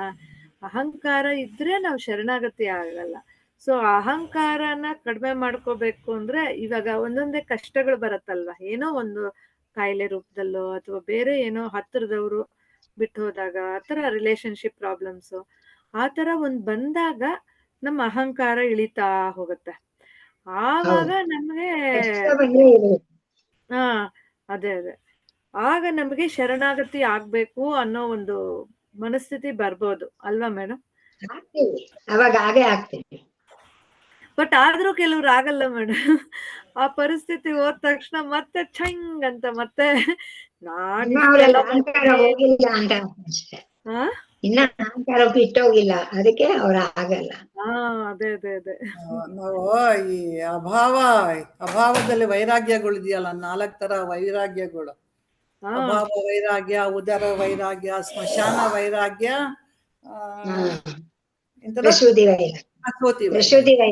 ಪ್ರಸೂತಿ ವೈರಾಗ್ಯ. ಈ ವೈರಾಗ್ಯಗಳಿದೆಯಲ್ಲ ಅದೆಲ್ಲ ಬರೋವಂತ ತಾತ್ಕಾಲಕ್ಕೆ. ಈ ಶರಣಾಗತಿ ಅಂದ್ವಲ್ಲ, ಅಯ್ಯೋ ಭಗವಂತ ಏನಾದ್ರು ತಪ್ಪು ಮಾಡಿದ್ರೆ ಕ್ಷಮಿಸ್ಬಿಡಪ್ಪ, ನನ್ನ ಇಸ್ರಿ ಕಾಪಾಡ್ಬಿಡಪ್ಪ, ಅಷ್ಟೇ ಶರಣಾಗತಿ ಅಂದ್ರೆ ಅವನ್ಗೆ. ಬೇರೆ ಶರಣಾಗತಿ ಇದ್ರೆ ವೈಡರ್ ಇದ್ರೊಳಗೆ ಅವನಿಗೆ ಗೊತ್ತಿಲ್ಲ. ಆ ಕ್ಷಣಕ್ಕೆ ಮಾತ್ರ ಕೇಳ್ಕೊಂಡ್ಬಿಡ್ತಾನೆ, ತಪ್ಪಾಯ್ತು ಕನ್ಗೆ ಕೊಟ್ಬಿಡ್ತೀನಪ್ಪ ನಿಂಗೆ ಅದೇನೋ ಇಷ್ಟು ದುಡ್ಡು ಹಾಕ್ತೀನಿ ಅಂತಾನೋ, ಇಲ್ಲೆಲ್ಲ ಬರ್ತೀನಿ ಅಂತಾನೋ, ನಮಸ್ಕಾರ ಹಾಕ್ತೀನೋ, ನಿಂಗೆ ಚೆನ್ನಾಗಿದ್ದೀನಪ್ಪ ದಯವಿಟ್ಟು ಎಲ್ಲ ಕ್ಷಮಿಸ್ಬಿಟ್ಟು ಒಪ್ಪಿಸ್ಕೊಪ್ ತಂದೆ ಅಂತ ಹೇಳ್ಬಿಡ್ತೀವಿ. ಆ ಕ್ಷಣ ಮುಗಿದ್ಮೇಲೆ ಮತ್ತೆ ನಂದು ಎಲ್ಲ ಸರಿಯಾಗಿ ಸಾಲ್ವ್ ಆದ ತಕ್ಷಣ ಮತ್ತೆ ನಾನು ಹಿಡಿಯೋರಿಲ್ಲ. ವೈರಾಗ್ಯಗಳು ಆ ಥರದ್ದೆಲ್ಲ ಬರೋದು. ನಿಜವಾದ ವಿವೇಕ ವೈರಾಗ್ಯ ಬರಬೇಕು ಅಂತ ನಾವು ಹೇಳ್ತಾರೆ. ಅದ್ರೊಳಗೆ ನನ್ಗೆ ಈ ಶರಣಾಗತಿ ಅಂತ ಬಂದಾಗ ತುಂಬಾ ಚೆನ್ನಾಗಿರೋದು ಒಂದು ಕತೆ ಇದು ಹೇಳಿದೀನಿ ಅನ್ಸುತ್ತೆ ಮೊನ್ನೆ, ಇನ್ನೂ ಒಂದ್ಸಲಿ ಹೇಳ್ತೀನಿ ನಾನು. ಒಬ್ಬ ಹಿಂಗೆ ಶಿಷ್ಯ ಬರ್ತಾನೆ, ಗುರುಗಳೇ ನಾನು ನಿಮ್ಗೆ ಶರಣಾಗಿದ್ದೀನಿ ಅಂತ ಬಂದು ನನ್ಗೆ ಜ್ಞಾನ ಕೊಡಿ ಅಂತ ಕೇಳ್ಕೊತಾನೆ. ಅವ್ರೇನ್ ಮಾಡ್ತಾರೆ, ಆಯ್ತಪ್ಪ ಇರೋ ಅಂತ ಹೇಳಿ ಕಳಿಸ್ತಾರೆ. 4-5 ದಿವಸ ಆದ್ಮೇಲೆ ಆ ಶಿಷ್ಯ ಬರ್ತಾ ಇರ್ತಾನೆ, ಅಲ್ಲಿ ಒಬ್ಬ ಕುಷ್ಠರೋಗಿ ಬರ್ತಾ ಇರ್ತಾನೆ. ಸೊ ಬಂದಾಗ ಏನಾಗುತ್ತೆ, ಅವನ್ ಪಾಪ ತುಂಬಾ ಕೇಳ್ಕೊತಾನೆ, ಹಶ್ವಾಗ್ತಾ ಇದೆ, ನಂಗೆ ಏನಾದ್ರು ಒಂದು ಕುಡಿ ತಿನ್ನಕ್ಕೆ ಅಂತ ಹೇಳಿ. ಅವನೇನ್ ಮಾಡ್ತಾನೆ, ಬೈತಾನೆ ಅವ್ನಿಗೆ, ಹೋಗು ಎಷ್ಟು ಅಸಹ್ಯ ಕಾಣಿಸ್ತಯ್ಯ ನೀನೇನ್ ದೂರ ಹೋಗು, ನಾನು ಗುರುಗಳ ಹತ್ರ ಹೋಗ್ತಾ ಇದ್ದೀನಿ ಅಂತ. ಅವನ್ ಪಾಪ ಎಷ್ಟೊಂದ್ಸಲಿ ಕೇಳ್ಕೊತಾನೆ, ಆದ್ರೂ ಸಹಿತ ಅವನೇನ್ ಮಾಡ್ತಾನೆ, ಕಲ್ಲು ಹೊಡೆದ್ ಕೊನೆಗೆ ಓಡಿಸ್ಬಿಡ್ತಾನೆ. ಇನ್ನೊಂದ್ ಸ್ವಲ್ಪ ಮುಂದೆ ಹೋಗ್ತಾ ಇರ್ತಾನೆ, ಅವಾಗ ಹಿಂದ್ಗಡೆಯಿಂದ ಒಂದು ವಾಯ್ಸ್ ಕೇಳಿಸುತ್ತೆ, ಏನ್ ಮಾಡ್ದೆ ನೀನು ಅಂತ ಹೇಳಿ. ಯಾರಿಗೆ ಮಾಡ್ತಾನೆ, ಗುರುಗಳು. ಗುರುಗಳು ಅಂತ ಹೋಗಿ ನಮಸ್ಕಾರ ಮತ್ತೆ ಮಾಡ್ತಾನೆ. ನೀನ್ ಏನ್ ಮಾಡ್ದೆ ನೀನ್ ಗೊತ್ತಾ ಅಂತ ಕೇಳ್ತಾರೆ. ಏನ್ ಮಾಡಿದೆ? ಮತ್ತೆ ಶರಣಾದೆ ಅಂತ ಇದೆಯಾ ನೀನು? ಶರಣಾಗತು ಅಂದ್ರೆ ಏನ್ ಅನ್ಕೊಂಡಿದ್ದೀನಿ ನೀನು? ಇಡೀ ವಿಶ್ವಕ್ಕೆ ಎಲ್ಲದಕ್ಕೂ ನೀನು ಶರಣಾಗದು, ಅದು ಮಾತ್ರ ಶರಣಾಗತಿ ಅಂತ ಕರೀತಾರೆ. ಹಾಗೆ ಪ್ರೇಮನೂ ಅಷ್ಟೇ, ವಿಶ್ವ ಪ್ರೇಮಕ್ಕೆ ಪ್ರೇಮ ಅನ್ನೋದು ಒಂದು ಇದೆ, ಶಾಂತಿ, ಇವೆಲ್ಲ ತುಂಬಾ ವೈಡರ್ ಇದ್ರೊಳಗೆ ನಾವು ಬೇರೆ ವ್ಯಾಪ್ತಿಗಳಲ್ಲಿ ಇಲ್ಲ ಇದಕ್ಕೆ ಯಾವುದೇ ಇದು ಅಂತ ಒಂದು ದೃಷ್ಟಿಯಿಂದ ನೋಡಿದಾಗ ಪ್ರೇಮ ಅಂತ ಅನ್ನೋದಕ್ಕೆ ಅದು ಹೇಳ್ತಾರೆ ನಿಷ್ಕಲ್ಮಶವಾಗಿರ್ಬೇಕು, ಅನ್ಕಂಡೀಷನಲ್ ಲವ್ ಅನ್ನೋದಕ್ಕೆ ಅದನ್ನ ಪ್ರೇಮ ಅಂತಾರೆ. ಅಲ್ಲಿ ಯಾವುದೇ ವ್ಯತ್ಯಾಸ ಇಲ್ಲ, ತಾರತಮ್ಯಗಳು ಇರೋದಿಲ್ಲ. ಹಾಗೆ ಈ ಶರಣಾಗತಿ ಅಂತಂದಾಗ ನಾವು ಗುರು ಅಂದಾಗ ಏನ್ ಮಾಡ್ತೀವಿ, ಆ ದೇಹಕ್ಕೆ ನೋಡಿ ಗುರು ಅಂತ ಹೇಳಿ ಹೋಗಿ ನಾವು ನಮಸ್ಕಾರ ಮಾಡಿ ಕೇಳ್ತೀವಿ. ಆ ಥರ ಅಲ್ಲ, ಆ ತತ್ವಕ್ಕೆ ಏನಿದೆ ಆ ತತ್ವಕ್ಕೆ ನಾವು ಶರಣಾಗಿದ್ದೀವಿ ಅಂತ ಹೇಳ್ಬೇಕು. ಹಾಗೆ ನಮ್ಮ ಅಂತರಾತ್ಮಗೆ ಶರಣ ಆದಾಗ ಅದು ನಮ್ಗೆ ಸರಿಯಾದ ದಾರಿ ಇಲ್ಲ. ಗುರುಜಿ ಹತ್ರನೂ ಹೇಳ್ದೆ, ಗುರುಜಿ ಶರಣಾಗತಿ ಅಂದ್ರೆ ನಮ್ಗೆ ಈ ತರದೊಂದು ಇದು ಅಲ್ವಾ ಅಂತ. ಹೌದು, ಕರೆಕ್ಟ್ ನೀವು ಹೇಳಿರೋದು ಅಂತ ಗುರುಜಿನು ಅಂತಂದ್ರು. ಸೊ ನನ್ಗೆ ಅವತ್ತಿಂದ ಈ ಶರಣಾಗತಿ ಪ್ರೇಮ ಅಂತೆಲ್ಲ ಬಂದಾಗ ನಾವ್ ಎಷ್ಟು ಸಣ್ಣದಾಗಿ ಯೋಚನೆ ಮಾಡ್ತಾ ಇದ್ವಿ ಅಲ್ವಾ, ಅದು ಎಷ್ಟು ವಿಶಾಲವಾದ ಒಂದು ಅರ್ಥ ಇದೆ. ಅದು ಬಂದಾಗ ನಮ್ಗೆ ಈ ತತ್ವಗಳು ಅರ್ಥ ಆಗುತ್ತೆ. ಅಲ್ಲಿವರೆಗೂ ನಮ್ಗೆ ಈ ತತ್ವಗಳು ಅರ್ಥ ಆಗಲ್ಲ. ಈ ತತ್ವಗಳು ಅರ್ಥ ಆಗ್ಬೇಕು ಅಂತಂದ್ರೆ ನಮ್ಮಲ್ಲಿ ಅದು ಹೇಳ್ತಲ್ಲ, ನಿಷ್ಕಾಮ ಕರ್ಮ ಬಂದಾಗ, ಆಮೇಲೆ ಇದು ಪ್ರೇಮ ಅನ್ನಂತ ಬಂದಾಗ, ಎಲ್ರನ್ನ ಪ್ರೀತಿಸುವಂತ ಹೃದಯ ನಮಗೆ ಬಂದಾಗ, ಪ್ಲಸ್ ಇದು ಶರಣಾಗತಿನ ನನ್ನ ಆತ್ಮಕ್ಕೆ ನಾನು ಶರಣಾದಾಗ, ನನ್ನ ಅಂತರಾತ್ಮ ಪ್ರತಿ ಸಲ ನಮ್ಗೆ ದಾರಿ ತೋರಿಸ್ತಾ ಇರೋದು ಅದೇನೆ.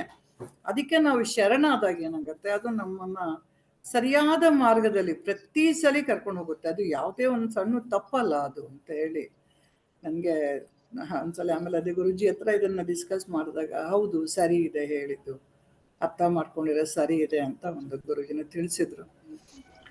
ಅಂದ್ರೆ ಷಟ್ ಸಂಪತ್ತಿಗಳನ್ನ ಬೆಳೆಸ್ಕೋಬೇಕಲ್ವಾ ಮೇಡಮ್, ಆವಾಗ ಆಗೋ ಶರಣಾಗತಿ ಅದು ಕರೆಕ್ಟ್ ಇದು ಅಂತ ಅಲ್ವಾ? ಶಮ ಶಿಕ್ಷೆ ಯಾವ್ದು ಬರ್ದೇ ಇದೆ ಹೆಂಗ್ ಬರುತ್ತೆ? ನಾವು ಯಾವ್ದು ಜಯಿಸ್ತಾ ಇಲ್ಲ, ಇಂದ್ರಿಯಗಳ ನಿಗ್ರಹನೇ ನಾವು ಮಾಡ್ಕೊಳ್ಳಿಲ್ಲ ಅಂತಂದ್ರೆ, ಮನಸ್ಸು ನಿಗ್ರಹ ಆಗ್ಲಿಲ್ಲ ಅಂದ್ರೆ ಹೇಗ್ ಮುಂದೆ ಹೋಗಿ ಸಾಧ್ಯ ನಾವು? ಅದಕ್ಕೆ ವಿವೇಕ ವೈರಾಗ್ಯ ಷಟ್ ಸಂಪತ್ತಿನ ಬೇಸಿಕ್ ನಮ್ಮಲ್ಲಿ ತತ್ವಬೋಧದಲ್ಲಿ ಫಸ್ಟ್ ಹೇಳೋದೇ ಅದನ್ನ ನಮ್ಗೆ.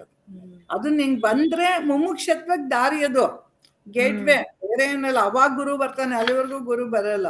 ಮುಮುಕ್ಷತ್ವಕ್ಕೆ ನಮಗೆ ಅಲ್ಲಿಗೆ ಹೋಗೋದಿಕ್ಕೆ ಒಂದು ಮಾರ್ಗ ಅದು. ಅಲ್ಲಿಂದ ಮುಂದಕ್ಕೆ ಗುರು ಕರ್ಕೊಂಡು ಹೋಗ್ತಾನೆ ನಮ್ಮನ್ನ. ಅದೇ ಅಹಂಕಾರ ಹೋಗ್ಬೇಕು, ಹೋಗಿದ್ರೆ ನಾವು ಶರಣಾಗತಿ ಆಗುತ್ತೆ ಸಾಧ್ಯ. ಸ್ವಲ್ಪ ಮನಸ್ಸು ಚೇಂಜ್ ಆಗುತ್ತೆ ಅಲ್ವಾ ಅವಾಗ? ಖಂಡಿತ. ಇವಾಗ ನಾವು ಕೇಳ್ತಾನೆ ನಮ್ಗೆ ಎಷ್ಟೊಂದು ಅರ್ಥ ಆಗಿದೆ ಅಲ್ವಾ? ನಾವು ಅನ್ವಾಂಟೆಡ್ ಬಾಯಿ ಹಾಕೋದು, ಮೂಗ್ ತೋರ್ಸೋದು ಎಲ್ಲ ನಿಲ್ಸ್ಬಿಟ್ಟಿದೀವಿ ನಾವು ಇವಾಗ. ನಮ್ಗೆ ಬೇಕಾಗಿಲ್ಲ ಅವೆಲ್ಲ ಅಂತ ಹೇಳಿ. ಅದೆಲ್ಲ ಕಡಿಮೆ ನಾವು ಮನಸ್ಸಿನ ಪ್ರಶಾಂತತೆ ಕಾಪಾಡ್ಕೊಳ್ಳೋದ್ರೊಳಗೆ ನಾವು ತುಂಬಾ ಇಂಪಾರ್ಟೆಂಟ್ ಅಲ್ವಾ ಮೇಡಮ್ ಅದು? 100% ಹೇಳಲ್ಲ, ಒಂದ್ 80% ಆದ್ರೂ ಆಗಿದೆ ಅನ್ಕೋತೀನಿ. ಅಲ್ಲಲ್ಲ, ನೀವ್ ಹೇಳಿದ ಪಾಯಿಂಟ್ ತುಂಬಾನೇ ಇಂಪಾರ್ಟೆಂಟ್ ಅದು. ನಮ್ಮ ಮನಸ್ಸಿನ ಪ್ರಶಾಂತತೆ ಶಾಂತತೆಯನ್ನ ಕಾಪಾಡ್ಕೊಂಡು ಅದನ್ನ ದೈವಿ ಸಂಪತ್ತನ್ನ ಹೆಂಗ್ ಬೆಳೆಸ್ಕೋಬಹುದು ಅಂತ ನೋಡ್ಕೊಂಡು ಅಲ್ವಾ, ಚಿತ್ತಶುದ್ಧಿಗೋಸ್ಕರ ಏನ್ ಮಾಡೋದು ಅನ್ನೋದನ್ನ ಗಮನದಲ್ಲಿ ಇಟ್ಕೊಂಡು ಅರಿವಿನಲ್ಲಿದ್ದಾಗ ನಮ್ಗೆ ಮತ್ತೆ ಕಲ್ಮಶಗಳು ಬಂದು ಆಡ್ ಆಗಲ್ಲ ಅಲ್ವಾ? ಇಲ್ಲ ಅಂದ್ರೆ ಅಹಂಕಾರ ಬೇರೆಯವ್ರ ಬಗ್ಗೆ ವಿಚಾರ ಮಾತಾಡೋದು, ಬೇರೆಯವ್ರಿಗೆ ಮಾತು ಏನಂತ ಇದು ಮಾಡ್ಕೊ, ಅದೆಲ್ಲ ಕಡಿಮೆ ಮಾಡ್ಕೊಂಡ್ರೆ ನಮ್ಗೊಂಥರ ಮನಃಶಾಂತಿ ಇರುತ್ತೆ. ಬೇರೆಯವ್ರ ಬಗ್ಗೆ ವಿಷಯ ಬೇಕಾಗಿಲ್ಲ ಅಂತ ಇರ್ಬೇಕಷ್ಟೆ. ಈ ಪ್ರಶಾಂತತೆ ಅಂತ ಬಂದಾಗ ರಜಿತಾ, ನಾವು ಯಾರನ್ನ ಗುರು ಅಂತ ನಾವು ಹೇಗೆ ನಾವು ಅವ್ರನ್ನ ರೆಕಗ್ನೈಸ್ ಮಾಡ್ತೀವಿ? ನಮ್ ತರಾನೇ ಇರ್ತಾರಲ್ವ ಅವರು, ನಮ್ ತರಾನೇ ಎಲ್ಲ ಕಾಣಿಸ್ತಾರೆ, ಎಲ್ಲ ಇರ್ತಾರೆ. ಹೇಗೆ ನಾವು ಅವ್ರನ್ನ ಗುರ್ಸೋದು ಅನ್ನೋದಕ್ಕೆ, ಯಾರ ಹತ್ರ ನೀವು ಹೋದಾಗ ನಿಮ್ಮ ಮನಸ್ಸಿನ ಎಲ್ಲ ಆಲೋಚನೆಗಳು ಸ್ಥಗಿತ ಆಗ್ಬಿಡತ್ತೆ. ನಿಮ್ಮಲ್ಲಿ ಒಂದು ಪ್ರೇಮ ಭಾವ ನಿಮ್ಮಲ್ಲಿ ಒಂದು ಬರುತ್ತೆ, ಒಂದು ಸ್ಫುರಣ ಆಗುತ್ತೆ ನಿಮ್ಗೆ. ಅವಾಗ ಅವ್ರ ಹತ್ರ ಕೂತಾಗ ಅಂತ ಶಾಂತತೆ ನಿಮ್ಮ ಬರುತ್ತೆ ನಿಮ್ಗೆ. ಅವಾಗ ಯಾರ ಮುಂದೆ ಕೂತಾಗ ನಿಮ್ಮಲ್ಲಿ ಇಂಥ ಒಂದು ಪರಿವರ್ತನೆ ಆಗುತ್ತೋ ಅವರು ಮಾತ್ರ ನಿಜವಾದ ಗುರು ಆಗಿರ್ತಾರೆ. ನೀವು ಹೋಗಿ ಪ್ರಭಾಜಿ ಹತ್ರ ಯಾಕೆ ಹೋಗಿ ಬರ್ತೀರಾ ಹೇಳಿ? ನೀವು ಹೋಗಿ ಬಂದ ತಕ್ಷಣ ಎಲ್ಲ ದೇಹನೂ ಹಗುರ, ಮನಸ್ಸು ಹಗುರ, ಎಲ್ಲ ಹಗುರ ಆಗಿರುತ್ತೆ. ಯಾಕೆಂದ್ರೆ ಅಲ್ಲಿ ಅಂತ ಆ ಒಂದು ಶಕ್ತಿ ಇರುತ್ತೆ ಅವ್ರಿಗೆ. ಎನರ್ಜಿ ಅಲ್ವಾ ಮೇಡಮ್? ಎನರ್ಜೀಸ್ ಎಲ್ಲ ಎನರ್ಜಿನೇ, ಎನರ್ಜಿನೇ. ಅದೇ ಅಂದ್ರೆ ಆ ಮ್ಯಾಗ್ನೆಟಿಕ್ ಫೋರ್ಸ್, ಅಟ್ರಾಕ್ಷನ್ ಅಂತ ಹೇಳ್ಬೋದು ಅಥವಾ ಏನೋ. ಒಟ್ಟಲ್ಲಿ ನೀವ್ ಹೇಳಿದ್ದ ಹಾಗೆ ಪ್ರಶಾಂತ ಮನಸ್ಸಲ್ಲಿ ಏನು ಆಲೋಚನೆಗಳು ಇರಲ್ಲ. ಅದಕ್ ಮುಂಚೆ ಎಷ್ಟೋ ಆಲೋಚನೆಗಳು ಇರತ್ತೆ. ಅವ್ನ್ ಬಂದ್ನೋ ಇಲ್ವೋ, ಅವ್ನ ಊಟ ತಗೊಂಡೋದ್ನೋ ಇಲ್ವೋ, ಹಾಗೆ ಸಾವಿರಾರು ಆಲೋಚನೆಗಳು ಇರತ್ತೆ. ಅಮ್ಮ ಹೇಳಿದಾರಲ್ವ, ನಾವ್ ಫಸ್ಟ್ ಹೋಗಿ ಗುರುಜಿನ ಫಸ್ಟ್ ಟೈಮ್ ನೋಡಿರೋವಾಗ ನಮ್ ಮನ್ಸೆಲ್ಲ ಏನೋ ಒಂಥರ ಇಮಿಡಿಯೇಟ್ ಆಗಿ ಚೇಂಜ್ ಆಗಿರೋ ತರ ನನ್ಗೆ ಅನ್ಸಿತ್ತು. ಫಸ್ಟ್ ಟೈಮ್ ಅವ್ರನ್ನ ನಮ್ಮ ಏರಿಯಾಗೆ ಬಂದು ಅವಾಗ ಏನೋ ಒಂಥರ ಭಾವನೆ, ಅವ್ರನ್ನ ನೋಡಿದ ತಕ್ಷಣ ಒಂಥರ ಚೇಂಜ್ ಆಗೋಯ್ತು ಮನ್ಸೆ. ಏನ್ ಪ್ರಶಾಂತತೆ ಸಿಗ್ತಾ ಇದೆ ಈ ಜಾಗದಲ್ಲಿ ಅನ್ನೋ ಭಾವನೆ ಬಂತು.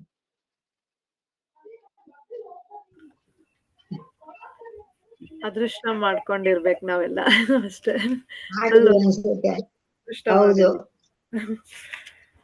ಸರಿ, ಮುಂದಿನ ಪ್ರಶ್ನೆಗೆ ಹೋಗೋಣ. ಇದು ಚೆನ್ನಾಗಿದೆ. ಕಥೆಯ ಮೂಲಕ ಮನೋಮಯ ಕೋಶವನ್ನ ಬಲಿಯಾನ್ ಅಂತ ಹೇಗೆ ಕರೀತಾರೆ ಅಂತ. ಗೊರಿಲ್ಲ ಅದು ಒಂದು ಕತೆ ಹೇಳ್ತಾರಲ್ಲ ಅದು. ಚೆನ್ನಾಗಿದೆ. ಈಗ ಶ್ರೀನಿವಾಸ್ ಮೂರ್ತಿ ಸರ್ ಬಂದಿದ್ದಾರೆ ಸರ್. ಶ್ರೀನಿವಾಸ ಮೂರ್ತಿ ಸರ್ ಬಂದಿದ್ದಾರೆ.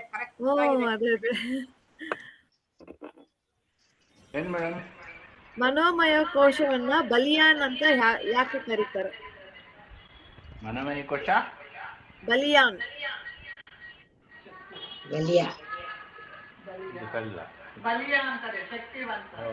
ಶಕ್ತಿವಂತ ಅಂದ್ರೆ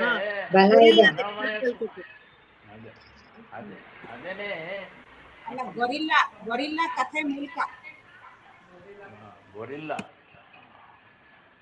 ಗೊರಿಲ್ಲಾ ಅಂದ್ರೆ ಅದು ಎಷ್ಟು ಒಂದು ಗೊರಿಲ್ಲಾ ಎಷ್ಟು ಶಕ್ತಿಯುತವಾಗಿರುತ್ತೋ ಹಾಗೆ ಒಂದು ಇದರಲ್ಲಿ ಅದೇ ತರ ನಾವು ಮನಸ್ಸೇ ಎಲ್ಲದಕ್ಕೂ ಕಾರಣ ಅನ್ನೋದಲ್ವಾ ಅದಕ್ಕೆ. ಕತೆ ಗೊತ್ತಿಲ್ಲ ಮೇಡಮ್, ಕತೆ ಮರ್ತೋಗಿದೆ. ಒಂದೇ ಒಂದ್ಸರಿ ಕೇಳಿದ್ದೀನಿ, ಮರ್ತೋಗಿದೆ. ಉಮಾ ಮೇಡಮ್ ನೀವೇ ಹೇಳಿ, ಸರ್ ಕಳ್ಸ್ಕೊತಾರೆ. ಅದಕ್ಕೆ ಮುಂಚೆ ಈ ಮನೋಮಯ ಕೋಶಕ್ಕೆ ಅದಕ್ಕೆ ಏನು ಹೇಳ್ತಾರೆ, ಯಾವಾಗ ದುಃಖಿ ಆತ್ಮ ಅಂತ ಹೇಳಿ ಒಂದು ಪದನ ಇದೆ. ಯಾಕೆಂದ್ರೆ ಅದಕ್ಕೆ ತೃಪ್ತಿನೇ ಇಲ್ಲ. ನಾವೀಗಾಗಲೇ ಸಾಕಷ್ಟು ಡಿಸ್ಕಸ್ ಮಾಡಿದ್ದೀವಿ. ಅದಕ್ಕೆ ತೃಪ್ತಿನೇ ಇಲ್ಲ, ಇನ್ನೂ ಎಷ್ಟು ಬಿದ್ದರೂ ಬೇಕು ಅಂತ ಇರುತ್ತೆ. ಏನೋ ಒಂದು ಸಣ್ಣ ವಸ್ತು ಸಿಕ್ತು, ಒಂದು ಸ್ವಲ್ಪ ಹೋಗ್ಲಿ ಏನೋ, ಅವಾಗ ಏನಾಗುತ್ತೆ, ಯಾವುದೋ ಒಂದು ಸ್ವೀಟ್ ಜಿಲೇಬಿನ ಏನೋ ತಿಂತಾ ಇದ್ದಾಗ ಸವಿತಾ ಇದ್ದಾಗ ನನ್ನಲ್ಲಿ ಒಂದು ಆನಂದ ಹುಟ್ಟು ಬರುತ್ತೆ. ಸೊ ಆನಂದನ ಅದೇನಾಗತ್ತೆ, ಅವಾಗ ಮನಸ್ಸು ಶಾಂತ ಆದಾಗ ಏನಾಗತ್ತೆ, ಆನಂದಮಯ ಕೋಶ ಅಲ್ಲಿಗೆ ಟಚ್ ಆಗತ್ತೆ ಆತ್ಮ ಇದಕ್ಕೆ. ಅವಾಗ ಏನಾಗುತ್ತೆ, ನನಗೆ ಆನಂದ ಬಂತು ಅಂತ ನಾವೇನ್ ಮಾಡ್ತೀವಿ, ಯೋಚನೆ ಮಾಡ್ತೀವಿ. ಆದ್ರೆ ಆ ಆನಂದ ನನಗೆ ಜಿಲೇಬಿಯಿಂದ ಬಂದಿರಲ್ಲ, ಆನಂದ ನನ್ನ ಆತ್ಮದಿಂದ ಬಂದಿರುತ್ತೆ. ಆದ್ರೆ ನನಗೆ ಅದು ಗೊತ್ತಿಲ್ಲ, ಮನೋಮಯ ಕೋಶಕ್ಕೆ ಅದು ಗೊತ್ತಿರಲ್ಲ. ಇದರಿಂದ ನನಗೆ ಆನಂದ ಬಂತು ಅಂತ. ಅದು ಯಾವಾಗ್ಲೂ ಏನ್ ಅನ್ಕೊಳತ್ತೆ, ನಾನು ನೋಡ್ದೆ, ತಿಂದೆ, ಮಾಡ್ದೆ ಅಂತ ಆನಂದ ಬಂತು ಅಂತ ಹೇಳುತ್ತೆ. ಆದ್ರೆ ಆನಂದ ಅದರಿಂದ ಬಂದಿರಲ್ಲ ಅದು ಅಂತ ಹೇಳಿ ನಮ್ಗೆ ಹೇಳುತ್ತೆ. ಮತ್ತೆ ಪ್ಲಸ್ ಇದು ಮನೋಮಯ ಕೋಶ ಏನ್ ಮಾಡುತ್ತೆ, ಎರಡನ್ನೂ ಆವರಿಸ್ಕೊಂಡಿರುತ್ತೆ. ಪ್ರಾಣಮಯ ಮತ್ತೆ ಅನ್ನಮಯ ಕೋಶ ಎರಡು.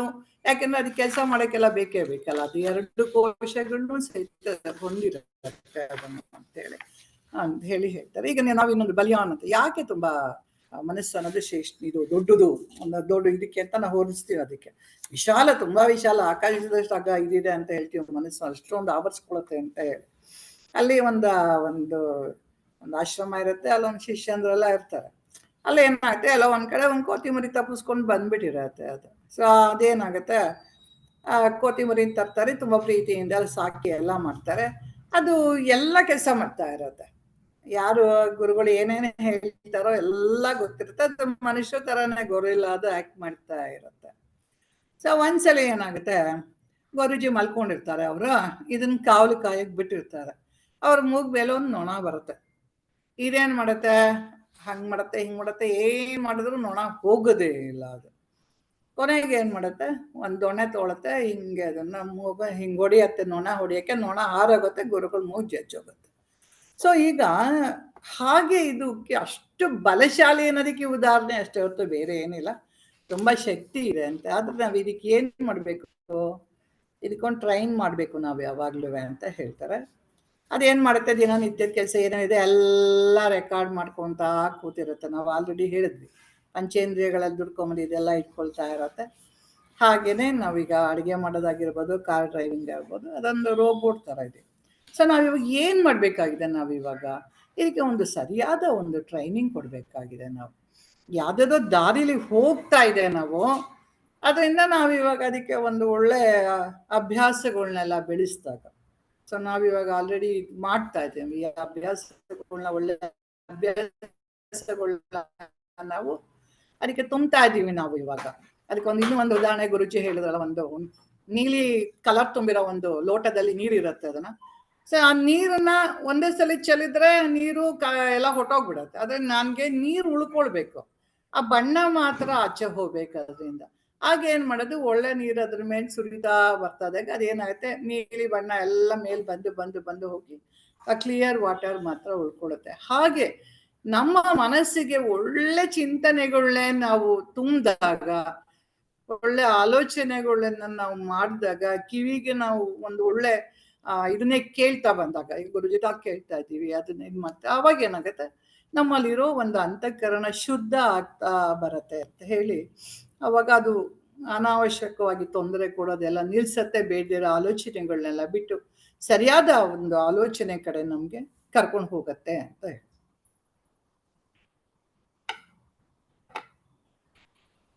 ಅದೇ ರೋಬೋಟ್ ತರ ಅದು ರೆಕಾರ್ಡಿಂಗ್ ಮಾಡ್ಕೋತಾ ಇರುತ್ತೆ. ಅದು ಆಲ್ರೆಡಿ ಫಿಲಂಗಳು ಹೆಂಗ್ ಜೋಡಿಸ್ಕೊಂಡು ಹೋಗುತ್ತೆ ಅಂತ. ಅಲ್ಲ ಇವಾಗ ನಮ್ದೇ ಎಕ್ಸಾಂಪಲ್ ಅಲ್ಲಿ ಇನ್ನೂ ಒಂದು ಉದಾಹರಣೆ, ಅಲ್ಲ ನಮ್ದೇ ಎಕ್ಸಾಂಪಲ್ ತಗೊಂಡ್ರು, ನೆಕ್ಸ್ಟ್ ವೀಕ್ ಮನನ ಕ್ಲಾಸ್ ಇದೆ ಅಂತ ಆದ್ರೂ ನಾವು ಗುರುಜಿ ವಿಡಿಯೋ ಕೇಳ್ತೀವಿ, ಅರ್ಥ ಮಾಡ್ಕೊಳಕ್ ಪ್ರಯತ್ನ ಪಡ್ತೀವಿ. ಯಾಕೆಂದ್ರೆ ನಾವ್ ಹೇಳ್ಬೇಕಲ್ವಾ ಮತ್ತೆ ಕ್ಲಾಸಲ್ಲಿ, ಅದಕ್ಕೋಸ್ಕರ. ಸೊ ಆವಾಗ ನಾವು ಕಾನ್ಶಿಯಸ್ ಆಗಿ ಅರಿವಿನಲ್ಲಿ ಅದನ್ನ ರೆಕಾರ್ಡ್ ಮಾಡ್ತಾ ಇರ್ತೀವಿ.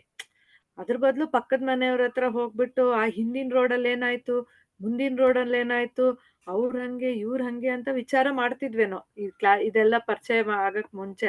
ಅದ್ರಲ್ಲಿ ಏನೋ ಒಂಥರ ಖುಷಿ ಸಿಗೋದು. ಅವ್ರದ್ರಿ ಅವ್ರ ಹಂಗೆ ರೀ, ಏನ್ರಿ ಮಾಡೋದು, ನಮ್ಮನೇಲೂ ಇದೆ ಅಂತ ಕಂಪ್ಯಾರಿಸನ್ ಮಾಡ್ಕೊಳ್ಳೋದು. ಇದ್ ಮಾಡೋದ್ರಲ್ಲಿ ಏನೋ ಖುಷಿ ಸಿಗ್ತಾ ಇತ್ತು ನಮ್ಗೆ. ಆವಾಗ್ಲೂ ಅದು ತಪ್ಪು ರೆಕಾರ್ಡಿಂಗ್ ಆಗ್ತಾ ಇದೆ ಅನ್ನೋ ಅರಿವು ನಮ್ಗಿರ್ಲಿಲ್ಲ. ನನ್ ಮನ್ಸಲ್ಲಿ ಈ ತರ ಅವ್ರ ಮನೆ ಗಲೀಜು, ಇವ್ರ ಮನೆದು ಕಸ, ಅದು ಇದು ಎಲ್ಲ ಕಸ ನಾನು ತುಂಬ್ಕೋತಾ ಇದ್ದೀನಿ ಅನ್ನೋ ಅರಿವು ಕೂಡ ನಮ್ಗಿರ್ತಾ ಇರ್ಲಿಲ್ಲ.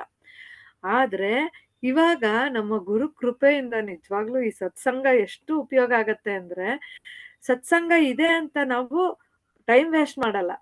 ಅದೇನ್ ತುಂಬಿಸ್ಕೋಬೇಕೋ ಇದನ್ನೇ ತುಂಬಿಸ್ಕೊಳ್ಳೋಣ, ಗುರುಜಿ ಹೇಳಿರೋದು ತುಂಬಿಸ್ಕೊಳ್ಳೋಣ. ಹೆಂಗಿದ್ರು ಕಾತ್ಯಾಯಿನಿ ಮೇಡಮ್ ಕ್ಲಾಸು ಕ್ಯಾನ್ಸಲ್ ಮಾಡಲ್ಲ. ಸ್ಟಾರ್ಟಿಂಗ್ ಅಲ್ಲಿ ಹಂಗಿತ್ತು, ಇವಾಗ ಆತರ ಏನಿಲ್ಲ, ಇವಾಗ ಖುಷಿಯಾಗಿ ಬರ್ತೀವಿ. ಸ್ಟಾರ್ಟಿಂಗ್ ಅಲ್ಲಿ ಹಂಗಿತ್ತು, ಮೇಡಮ್ ಅಂತೂ ಕ್ಯಾನ್ಸಲ್ ಮಾಡಲ್ಲ, ನಾವು ತಪ್ಪಿಸ್ಕೊಂಡ್ರೆ ನಮ್ಗೆ ಲಾಸು, ಅಟ್ಲೀಸ್ಟ್ ಹೋಗ್ ಕೇಳೋಣ ಅನ್ನೋ ಒಂದು ಫೋರ್ಸ್ಫುಲ್ ಆಗಿ ಕೇಳಿಸ್ಕೊಂಡು ಬರೆಯೋ ಟೈಮು ಇತ್ತು ಆವಾಗ. ಇವಾಗ ಇದ್ನ ಆಗ್ತಾ ಇರೋದು ನನ್ ಒಳ್ಳೆ ಬುದ್ಧಿ ಬಂದ್ಬಿಡ್ತಲ್ಲ ಈಗ. ಇದ್ ಮಾಡ್ತಾ ಇರೋದು ನನ್ ಒಳ್ಳೇದಕ್ಕೆ, ನೋಡು ನನ್ಗೆ ಎಷ್ಟು ಚೇಂಜ್ ಆಗಿದೆ, ನನ್ ಮನಸ್ಥಿತಿ ಎಷ್ಟು ಕಾಮ್ ಆಗಿದೆ ಅಂತ ಆ ಬುದ್ಧಿ ಮನಸ್ಸಿಗೆ ಹೇಳುತ್ತೆ. ಆವಾಗ ಖುಷಿಯಿಂದ ಇದನ್ ಮಾಡಕ್ಕೆ ಬರ್ತೀವಿ ಹೊರತು ಬೇರೆದೆಲ್ಲ ಮಾಡೋವಾಗ್ಲೂನು ಇದು ಗಮನದಲ್ಲಿ ಇರತ್ತೆ ನಮ್ಗೆ. ಸೊ ಅದೇ ಎಷ್ಟು ಬಲಿಯಾನ್ ಅನ್ನೋದು ಇವಾಗ ಗೊತ್ತಾಗ್ತಾ ಇದೆ. ನಾವು ಅನ್ನೆಸೆಸರಿ ಟೈಮ್ ವೇಸ್ಟ್ ಮಾಡ್ತಾ ಇದ್ವಿ. ಹೇಳಿ ಮೇಡಮ್, ಏನೋ ಹೇಳಬೇಕು. ಅದೇ ಅಂದ್ರೆ ಇವಾಗ ಅದು ಶಕ್ತಿ ಇದೆ ತುಂಬಾ ಅನ್ನೋದಕ್ಕೆ ಗೊರಿಲ್ಲಾಗೆ ಶಕ್ತಿ ಇತ್ತು ಅನ್ನೋದು ಒಂದೇ ಅಲ್ಲ, ಅಂದ್ರೆ ಅದಕ್ಕೆ ವಿವೇಚನೆ ಇರ್ಲಿಲ್ಲ ಅನ್ನೋದು ಕೂಡ ಅಲ್ಲಿ ತುಂಬಾ ಮುಖ್ಯ. ಈಗ ನೊಣ ಓಡ್ಸಕ್ಕೆ ಯಾರಾದ್ರೂ ಗುರು ಮೂಗಿನ ಮೇಲೆ ಆತರ ಚಚ್ತಾರ, ಅಂದ್ರೆ ಅಲ್ಲಿ ಅದಕ್ಕೆ ವಿವೇಚನೆನೂ ಇಲ್ಲ ಅನ್ನೋದು ಕೂಡ ಅಲ್ಲಿ ಅದು ಒಂದು ಇಂಪಾರ್ಟೆಂಟ್. ಈ ಮನಸ್ಸಿಗೆ ಆ ರೀತಿ ಒಂದು ಸರಿ ಯಾವುದು ತಪ್ಪು ಯಾವುದು ಅಂತ ವಿವೇಚನೆ ಮಾಡುವಂತ ಶಕ್ತಿನೂ ಇರಲ್ಲ. ಅದಕ್ಕೆ ಬಲ ಇರುತ್ತೆ, ಆದ್ರೆ ಈ ಒಂದು ಶಕ್ತಿ ಇಲ್ಲದೆ ಇರೋದ್ರಿಂದ ಅದು ನಮ್ಮನ್ನ ಅನರ್ಥಕ್ಕೆ ತಗೊಂಡು ಹೋಗುತ್ತೆ. ಹಾಗಾಗಿ ಅದಕ್ಕೆ ಯಾವಾಗ್ಲೂ ಒಂದು ಅಂಕುಶ ಇಟ್ಟಿರ್ಬೇಕು. ಕರೆಕ್ಟ್. ರಜಿತಾ ಇದ್ರೊಳಗೆ ಇನ್ನೊಂದು ಕಥೆನೂ ಒಂದು ಚೆನ್ನಾಗಿರೋ ಕತೆ ಹೇಳಿದಾರೆ. ಯಾಕೆ ಅದೇ ಒಂದು ತೋಟದ ಮಾಲಿದು ಒಂದು ಕತೆ ಇದೆ ನೋಡಿ, ರಾಜ. ಹೇಳಿ ಮೇಡಮ್. ಅದು 2 ತರನೂ ಇತ್ತು. ಗುರುಜಿ ಈ ತರ ಹೇಳಿದ್ದಾರೆ. ರಾಮಕೃಷ್ಣ ಪರಮಹಂಸರು ಇದ್ರೊಳಗೆ ಈ ಕತೆ ಹೇಳ್ತಾರೆ. ಅವನೇನಂತಲ್ಲ, ತೋಟದಲ್ಲಿ ಒಬ್ಬ ತುಂಬಾ ಚಿಕ್ಕ ಜಾಗ ಇರುತ್ತೆ. ಅವನು ಎಷ್ಟು ಸಂತೋಷವಾಗಿರ್ತಾನೆ ಅಂದ್ರೆ ಬೆಳಗಿನ ತನಕ ಆರಾಮ್ಸೆ ಖುಷಿಯಾಗಿ ಹೆಂಡತಿ ಮಕ್ಕಳ ಜೊತೆ ಇದ್ದು ಕೆಲಸ ಮಾಡ್ಕೊಂಡು ಸಂತೋಷವಾಗಿರ್ತಾನೆ. ಆ ಶ್ರೀಮಂತ ನೋಡ್ತಾನೆ, ನಾನು ಒಂಥರ ಇಷ್ಟೊಂದು ತುಂಬಿದೆ ನನ್ನ ಹತ್ರ ದುಡ್ಡು ಎಲ್ಲ, ಅದು ನಂಗೆ ಸಂತೋಷ ಅನ್ನೋದೇ ಇಲ್ವಲ್ಲ. ಇವನ್ ನೋಡಿದ್ರೆ ಎಷ್ಟು ಸಂತೋಷವಾಗಿದ್ದಾನೆ, ಏನೂ ಇಲ್ಲ, ಹಾಕೊಡೋದು ಒಂದು ತುಂಡು ಬಟ್ಟೆ ಹಾಕೊಂಡಿದ್ದಾನೆ, ಏನೂ ಇಲ್ಲ ತಿನ್ನಕ್ಕೆ, ಇರೋದೇ ಒಂದು ತಿನ್ಕೊಂಡು ಹೆಂಡತಿ ಮಕ್ಕಳ ಜೊತೆ ಹೇಗೆ ಸಾಧ್ಯ ಇವನಿಗೆ ಅಂತ ಹೇಳಿ ಯೋಚನೆ ಮಾಡ್ತಾ ಇರ್ತಾನೆ. ಆಗ ಅವನ ಅಕೌಂಟೆಂಟ್ ಅವ್ನ ಕೆಳಗಿರೋನ್ ನೋಡ್ತಾನೆ, ಏನು ದನಿ ಏನು ಯೋಚನೆ ಮಾಡ್ತಾ ಇದ್ದೀರಾ, ನೋಡೋನು ನಂತರ ಇಷ್ಟು ದುಡ್ಡಿದೆ ಆದ್ರೂ ನಂಗೆ ಸಂತೋಷ ಅನ್ನೋದಿಲ್ಲ, ಅವನ ಹತ್ರ ಅವ್ನು ಹೆಂಗಿದ್ದಾನೆ ಇಷ್ಟು ಸಂತೋಷವಾಗಿ ಅಂತ ಹೇಳ್ತಾರೆ. 1 ನಿಮಿಷ ಇರಿ, ನಾಳೆ ನೋಡೋಣ ಅಂತ ಹೇಳ್ತಾರೆ. ಅವನೇನು ಮಾಡ್ತಾನೆ, ಹೋಗಿ ಒಂದು 7 ಗಡಿಗೆ ಇರ್ತಾನೆ. 7 ಗಡಿಗೆಯಲ್ಲಿ ಒಂದೊಂದು ಗಡಿಗೆನೂ ತುಂಬಿರುತ್ತೆ. 7ನೇ ಗಡಿಗೆಯಲ್ಲಿ ಒಂದು ಸ್ವಲ್ಪ ಖಾಲಿ ಇರುತ್ತೆ. ಸೊ ಇವನು ಏನ್ ಮಾಡ್ತಾನೆ, ಅಲ್ಲಿ ಕೂತ್ಬಿಟ್ಟು ಬಂದ್ಬಿಡ್ತಾನೆ. ಇವನು ಬರ್ತಾನೆ, ಬೆಳಿಗ್ಗೆ ಕೆಲಸ ಮಾಡಕ್ ನೋಡ್ತಾನೆ, ಅದೆಲ್ಲ ಸಿಗತ್ತೆ ಅವನಿಗೆ, ಖುಷಿಯಾಗ್ಬಿಡುತ್ತೆ, ಏನು ಇಷ್ಟೊಂದು ಗಡಿಗೆ ನನಗೆ ಹಣ ಎಲ್ಲ ಸಿಕ್ಕಿದೆಯಲ್ಲ ಅಂತ ಹೇಳಿ. ಆದ್ರೆ ನೋಡ್ತಾನೆ 1 ಗಡಿಗೆಯಲ್ಲಿ ಮಾತ್ರ ಇನ್ನು ಸ್ವಲ್ಪ ಖಾಲಿ ಇರುತ್ತೆ. ಸೊ ಇಷ್ಟು ಖಾಲಿ ಇದೆಯಲ್ಲ, ಇದನ್ನ ತುಂಬಿಸ್ಬಿಟ್ರೆ ತುಂಬಿಡತ್ತೆ, ಏನಾರು ಮಾಡೋಣ ಅಂತ ಹೇಳ್ಬಿಟ್ಟು ದುಡಿತಾನೆ 3 ಹೊತ್ತು ಊಟ ತಿಂದಿದ್ದು 2 ಹೊತ್ತಿಗೆ ಇಳಿಸ್ತಾನೆ, 2 ಹೊತ್ತು ಊಟ 1 ಹೊತ್ತಿಗೆ ಇಳಿಸ್ತಾನೆ, ಹೆಂಡತಿ ಮಕ್ಳಿಗೆಲ್ಲ ಇದ್ದಿದ್ದೆಲ್ಲ ಇದು ಮಾಡ್ತಾನೆ. ಏನೇನ್ ಸಿಕ್ಕಿ ಒಂದ್ ಸ್ವಲ್ಪ ಮಿಕ್ಕಿ ದುಡ್ಡೆಲ್ಲ ಕಾಯಿನ್ ಮಾಡೋದು ತಂದಾಗ, ಅದು ಏನ್ ಮಾಡಿದ್ರು ಆ ಗಡಿಗೆ ತುಂಬದೇ ಇಲ್ಲ, ತುಂಬಾ ಸಣ್ಣ ಆಗ್ಬಿಡ್ತಾನೆ, ಖುಷಿ ಆಗ್ಬಿಡ್ತಾನೆ ಅವನು. ಆಮೇಲೆ ಅವನು ಅವ್ನು ನೋಡ್ತಾನ ಶ್ರೀಮಂತ, ಇದ್ಯಾಕೆ ಒಂದು ದಿನ ಹಿಂಗಿಂಗ್ ಈ ತರ ಆಗ್ಬಿಟ್ಟಿಯಾನಲ್ಲ, ಯಾಕೆ ಇಷ್ಟೊಂದು ದುಃಖ ತರ ಕಾಣಿಸ್ತಾ ಇದ್ದಾನಲ್ಲ ಅಂತ ಅವನ್ನ ಕೇಳ್ತಾನೆ. ಅವನು ಹೇಳ್ತಾನೆ ಅಕೌಂಟೆಂಟು ಅವನಿಗೆ, ನಾನು ಈ ತರ ಮಾಡಿದೆ ಅಂತ. ಆಮೇಲೆ ಅವನ ಹತ್ರ ಹೋಗಿ ಕೇಳ್ತಾನೆ, ಏನೋ ಯಾಕೆ ಇಷ್ಟೊಂದು ಇದಾಗ್ಬಿಟ್ಟಿದ್ಯಲ್ಲ ನೀನು, ಯಾಕೆ ಇಷ್ಟು ಕೊರಗದಾಗ ಸಣ್ಣಗಾಗ್ಬಿಟ್ಟಿದ್ಯಲ್ಲ ಅಂದ್ರೆ, ನಿಂಗೂ ಗಡಿಗೆ ಸಿಕ್ತಾ ಕೇಳ್ತಾನ. ಹೌದು ಈ ತರ ಸಿಕ್ತು, ನಿಮ್ಗೆ ಹೆಂಗ್ ಗೊತ್ತು ಅಂತ ನೋಡು. ಆ ಗಡಿಗೆ ಸಿಕ್ಕಿದೆ ನೀನ್ ಹಿಂಗಾಗಿರೋದು, ಅದನ್ನ ತುಂಬ್ಸಕ್ ಹೋದೆ ನೋಡು, ಅದ್ ಆಸೆ ಗಡಿಗೆ ಅದು. ಅದ್ ಏನ್ ತುಂಬ್ಸಕ್ ಹೊಡ್ತಾನೋ ಆಸೆದು ತುಂಬಿರತ್ತೆ, ಅಷ್ಟು ಅದನ್ನ ಬಿಟ್ಬಿಡ್ತಾನೆ. 7ನೇದು ಮುಕ್ಕಾಲ್ ತುಂಬಿರತ್ತೆ, ಅದನ್ನು ಸಂತೋಷ ಅಲ್ಲ ಅವನ್ಗೆ. ಇನ್ನೊಂದು ಸ್ವಲ್ಪ ತುಂಬಿಸ್ತೀನಿ ಅಂತ ಆಸೆ ಇದೆಯಲ್ಲ, ಈ ಆಸೆ ಗಡಿಗೆನೆ ನಮ್ಮ ದುಃಖಕ್ಕೆ ಪ್ರತಿ ಸಲಿ ಕಾರಣ ಆಗೋದು. ಹಾಗಾಗಿ ನಾವು ಆಸೆಗಳಿಗೆ, ಅದೇ ಕಾಮ ಕ್ರೋಧ ಲೋಭ ಮೋಹ ಮದ ಮಾತ್ಸರ್ಯ ಇದೆಯಲ್ಲ ಗಡಿಗೆಗಳು, ಒಂದ್ರ ಮೇಲೆ ಒಂದ್ ಗಡಿಗೆ, ಕೆಳಗಡೆ ಗಡಿಗೆ ಆಸೆದಿದೆಯಲ್ಲ, ಅದನ್ನ ಫಸ್ಟ್ ನೀನ್ ಒಡೆದು ಹಾಕ್ಬಿಡು. ನೀನ್ ಅದನ್ನ ಒಡೆದು ಹಾಕ್ದೆ ಅಂದ್ರೆ ಎಲ್ಲ ಮಿಕ್ಕಿದೆಲ್ಲ ಬಿದ್ದೋಗ್ಬಿಡತ್ತೆ. ನಿನ್ ಬಯಕೆ ಇದೆಯಲ್ಲ, ಆಸೆ ಇಟ್ಕೋ, ಸಣ್ಣ ಪುಟ್ಟದ ಆಸೆ, ಜೀವನದಲ್ಲಿ ಆಸೆ ಇರಬಾರ್ದು ಅಂತಲ್ಲ. ಅದು ಏನಾಗುತ್ತೆ, ಹೆಚ್ಚಿಂದ ನಂಗೆ ಬೇಕೇ ಬೇಕು ಅನ್ನೋದು ಇನ್ನೊಂದು ಆ ಥರದ್ದು ಬಂದಾಗ ಏನಾಗುತ್ತೆ, ಅದು ಪಡ್ಕೊಳ್ಳೋಕೆ ಕೋಪ ಬರುತ್ತೆ, ಕೋಪ ಅಂತ ಇನ್ನೊಂದಾಗತ್ತೆ, ಲೋಭ ಮೋಹ ಮದ ಮಾತ್ಸರ್ಯಗಳು ಇವೆಲ್ಲ ಏನಾಗುತ್ತೆ, ನನ್ನ ಬುದ್ಧಿನ ವಿನಾಶಕ್ಕೆ ಕರ್ಕೊಂಡು ಹೋಗುತ್ತೆ ಅಂತೇಳಿ. ಹಾಗಾಗಿ ಆಸೆ ಗಡಿಗೆನ ನೀನು ಮೊದಲು ಒಡೆದು ಹಾಕ್ಬಿಡು ನೀನು ಅಂತ ಹೇಳಿ. ಆಮೇಲೆ ಅವನು ಏನ್ ಮಾಡ್ತಾನೆ, ಹಾಗೆ ಮಾಡಿ ಮತ್ತೆ ಹಾರ ಹಾಕೊಂಡು ಆರಾಮ್ಸೆ ಖುಷಿ ಆಗತ್ತೆ ಅವನ್ಗೆ. ಏನ್ ತಪ್ಪಾಯ್ತು ಅಂತ ಹೇಳಿ, ನಾನು ಇದಕ್ಕೆ ಆಸೆ ಪಟ್ಟು ತುಂಬ್ಸಕ್ ಹೋದೆ ಅಂತೇಳಿ ಗಡಿಗೆ ಎಲ್ಲ ತಗೊಂಡೋಗಿ ಯಜಮಾನಂಗೆ ಕೊಟ್ಬಿಟ್ಟು, ನೀನೇ ಇಟ್ಕೊಳಪ್ಪ, ನಂಗೆ ಇವೆಲ್ಲ ಬೇಡ, ನಾನು ಆರಾಮಾಗಿ ನಾನು ಹೆಂಗಿದ್ದೀನೋ ಸಂತೋಷವಾಗಿದ್ದೀನಿ ಅಂತ ಇರ್ತಾನೆ. ಹಾಗಾಗಿ ನಮ್ಮಲ್ಲಿ ಮೊದಲದೇ ಆಸೆಯೇ ದುಃಖಕ್ಕೆ ಕಾರಣ ಅಂತ ಹೇಳಿ, ಇದರಿಂದನೇ ನಾವು ಈ ಸಂಸಾರದಲ್ಲಿ ಬಂದಿ ಆಗಿದ್ದೀವಿ ಅಂತ ಹೇಳಿ ಒಂದು ಇದು. ನೋಡಿ ಎಷ್ಟು ಚೆನ್ನಾಗಿ ಹೇಳಿದ್ರಿ. ಫಸ್ಟೇ ಮನೋಮಯದ ಕೋಶ ದುಃಖಿ ಆತ್ಮ ಅಂತ, ಹೆಂಗೆ ನಾವು ದುಃಖದಲ್ಲಿ ಸಿಕ್ಕಾಕೊಂಡ್ಬಿಡ್ತೀವಿ ಅಂತ ಸಿಂಪಲ್ ಆಗಿ ತುಂಬಾ ಚೆನ್ನಾಗಿ ಹೇಳಿದ್ರಿ ನೀವು, ಚೆನ್ನಾಗಿ ಹೇಳಿದ್ರಿ. ಆಗ 7ನೇ ಗಡಿಗೆ ಅದು ಯೋಚನೆ ಮಾಡಿ ಮಿಕ್ಕಿದಿರೋ ಗಡಿಗೆಗಳೆಲ್ಲ ಅನುಭವಿಸೋದಿಲ್ಲ ನಾವು. ಚೆನ್ನಾಗಿದೆ. ಸೊ ನೆಕ್ಸ್ಟ್ ಕ್ವೆಶನ್ ಹೋಗೋಣ. ನೆಕ್ಸ್ಟ್ ಪ್ರಶ್ನೆ ಶ್ರೀನಿವಾಸ ಮೂರ್ತಿ ಸರ್ಗೆ. ಮನೋಮಯ ಕೋಶ ಆತ್ಮ ಅಲ್ಲ ಏಕೆ? ಮನೋಮಯ ಕೋಶಕ್ಕೂ ಮತ್ತೆ ಆತ್ಮಕ್ಕೂ ಏನು ವ್ಯತ್ಯಾಸಗಳು? ಒಂದು 4 ವ್ಯತ್ಯಾಸಗಳಿದೆ ಸರ್, ಅದನ್ನ ಹೇಳಕ್ಕಾಗತ್ತಾ?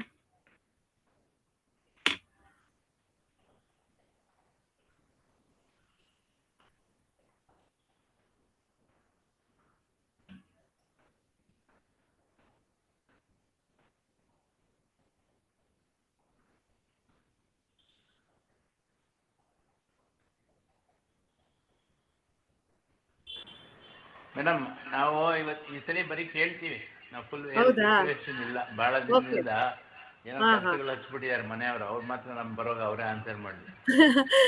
Okay okay sir. ನಿಮ್ಗೆ ಹೋಮ್ ವರ್ಕ್ ಮಾಡಕ್ ಬಿಡ್ಲಿಲ್ಲ ಅವರು. ಸರಿ, ಇವಾಗ ಅವರೇ ಹೋಮ್ ವರ್ಕ್ ಮಾಡ್ಬೇಕಾಗಾದ್ರೆ. Okay okay, no problem. Kalyani madam ನೀವು ಹೇಳಿ. ಇಲ್ಲ, ಕಲ್ಯಾಣಿ ಮೇಡಮ್ ಹೇಳ್ತಾರೆ ಆಮೇಲೆ. ಮನೋಮಯ ಕೋಶಕ್ಕೂ ಮತ್ತೆ ಆತ್ಮಕ್ಕೂ ವ್ಯತ್ಯಾಸ, 4 ವ್ಯತ್ಯಾಸ. ಮನೋಮಯ ಕೋಶಕ್ಕೆ ದುಃಖ ಆತ್ಮ ಅಂತ ಹೇಳ್ತಾರೆ, ಅದಕ್ಕೆ ಸಂತೋಷನೇ ಇಲ್ಲ. ಅದಕ್ಕೆ ಈಗ ಇವರು ತೋಟ ಮಾಲೀಕತೆ ಹೇಳಿದಾರೆ, ಹೇಳ್ಬೇಕಾದು ತೋಟ ಮಾಲೀಕತೆ. ಹೇಳಿ ಮೇಡಮ್. ತೋಟ ಮಾಲಿ ಯಾವಾಗ್ಲೂ ಸಂತೋಷವಾಗಿ ಇರ್ತಾನೆ. ರಾಜನಿಗೆ ಅವನು ಯಾವಾಗ್ಲೂ ಅವನು ಸಂತೋಷ ಇರೋದು, ಹೇಗಿರ್ತಾನೆ ಅವನು ಸಂತೋಷವಾಗಿ ಅಂತ ಒಂದು ಯೋಚನೆ ಇರುತ್ತೆ.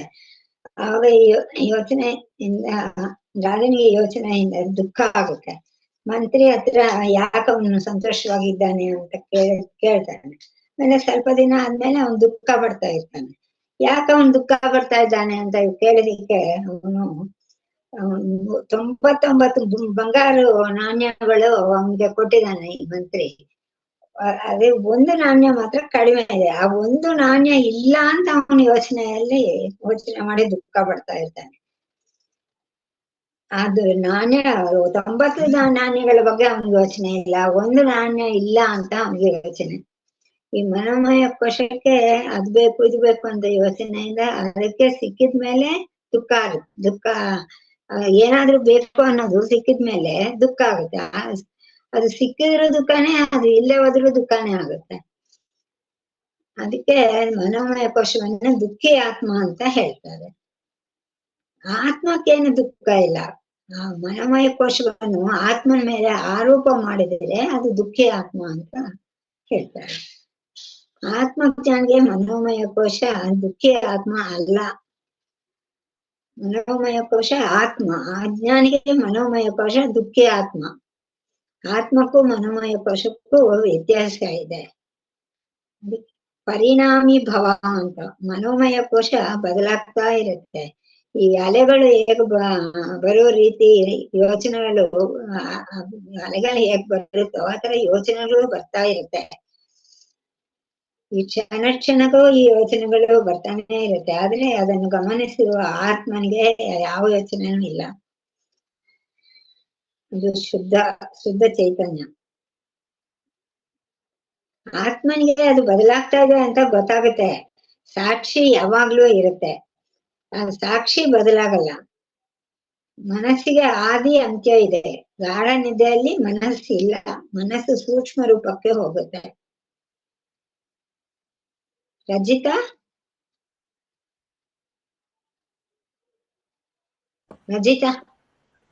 ಹೇಳಿ ನೀವು, ಪರವಾಗಿಲ್ಲ. ಅದೇನೋ ಇಂಟರ್ನೆಟ್ ಇಶ್ಯೂ ಆಯ್ತೋ ಏನೋ. ಏನಾದ್ರು ನೆಟ್ ಹೋಯ್ತೋ ಏನೋ ಅಂತ ನಾನು ಹಾಕ್ಬಿಟ್ಟೆ. ಅದೇ ಹೋಗಿರ್ಬೋದು, ನೀವ್ ಹೇಳಿ. ಇಲ್ಲ, ನಂದೇನಾದ್ರೂ ಹೋಗಿದೆಯೇನೋ ಅಂತ ನಾನು ಕೇಳಿದೆ. ಗಾಢ ನಿದ್ದೆಯಲ್ಲಿ ಮನಸ್ಸು ಇಲ್ಲ. ಮನಸ್ಸು ಸೂಕ್ಷ್ಮ ರೂಪಕ್ಕೆ ಹೋಗುತ್ತೆ. ಗಾಢ ನಿದ್ದೆಯಲ್ಲಿ ಎಚ್ಚರದಲ್ಲಿ ಮನಸ್ಸು ಬರುತ್ತೆ, ಪ್ರಪಂಚನೂ ಬರುತ್ತೆ. ಆವಾಗ ವ್ಯವಹಾರ ಶುರು ಆಗುತ್ತೆ. ಪ್ರಪಂಚದಲ್ಲಿ ಆಗುದೆಲ್ಲ ಮನಸ್ಸು ರೆಕಾರ್ಡ್ ಮಾಡ್ತಾ ಇರುತ್ತೆ.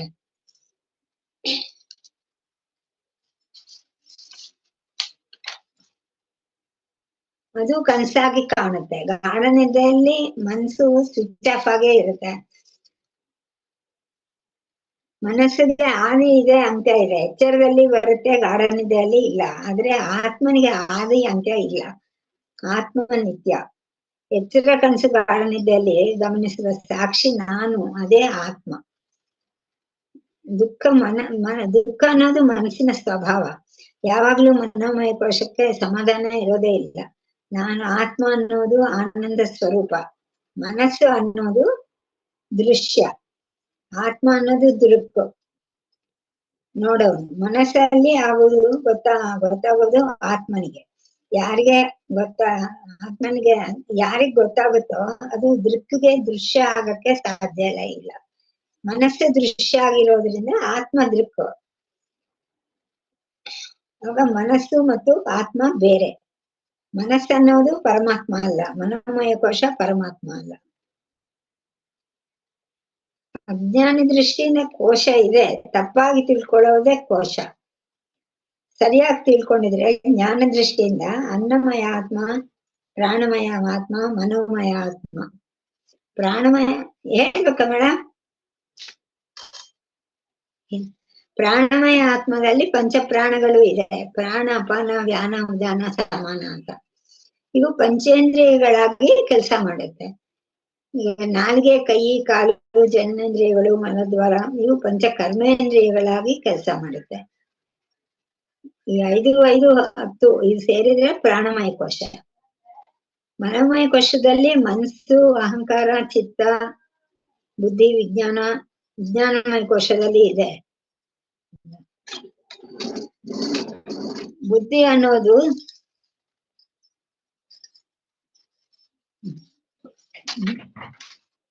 ಅನ್ನೋದು ಸ್ವಲ್ಪ ಮೇಲಿನ ಕೆಲಸ.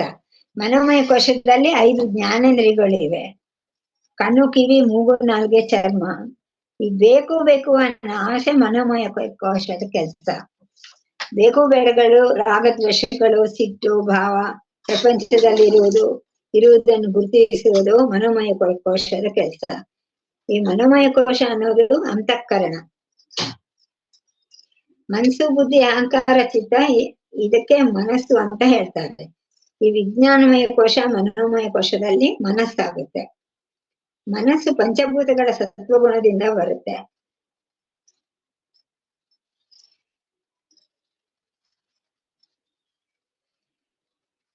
ಒಂದು ನಿಮಿಷ. ವಿಜ್ಞಾನಮಯ ಕೋಶ ಮನೋಮಯ ಕೋಶದಲ್ಲಿ ಮನಸ್ಸಾಗುತ್ತೆ. ಈ ಪೃಥ್ವಿ ತತ್ವ, ಜಲ ತತ್ವ, ಅಗ್ನಿ ತತ್ವ, ವಾಯು ತತ್ವ, ಆಕಾಶ ತತ್ವ, ಈ ರೀತಿ ಸತ್ವಗುಣ ಸೇರಿದ್ರೆ ಮನಸ್ಸಾಗುತ್ತೆ.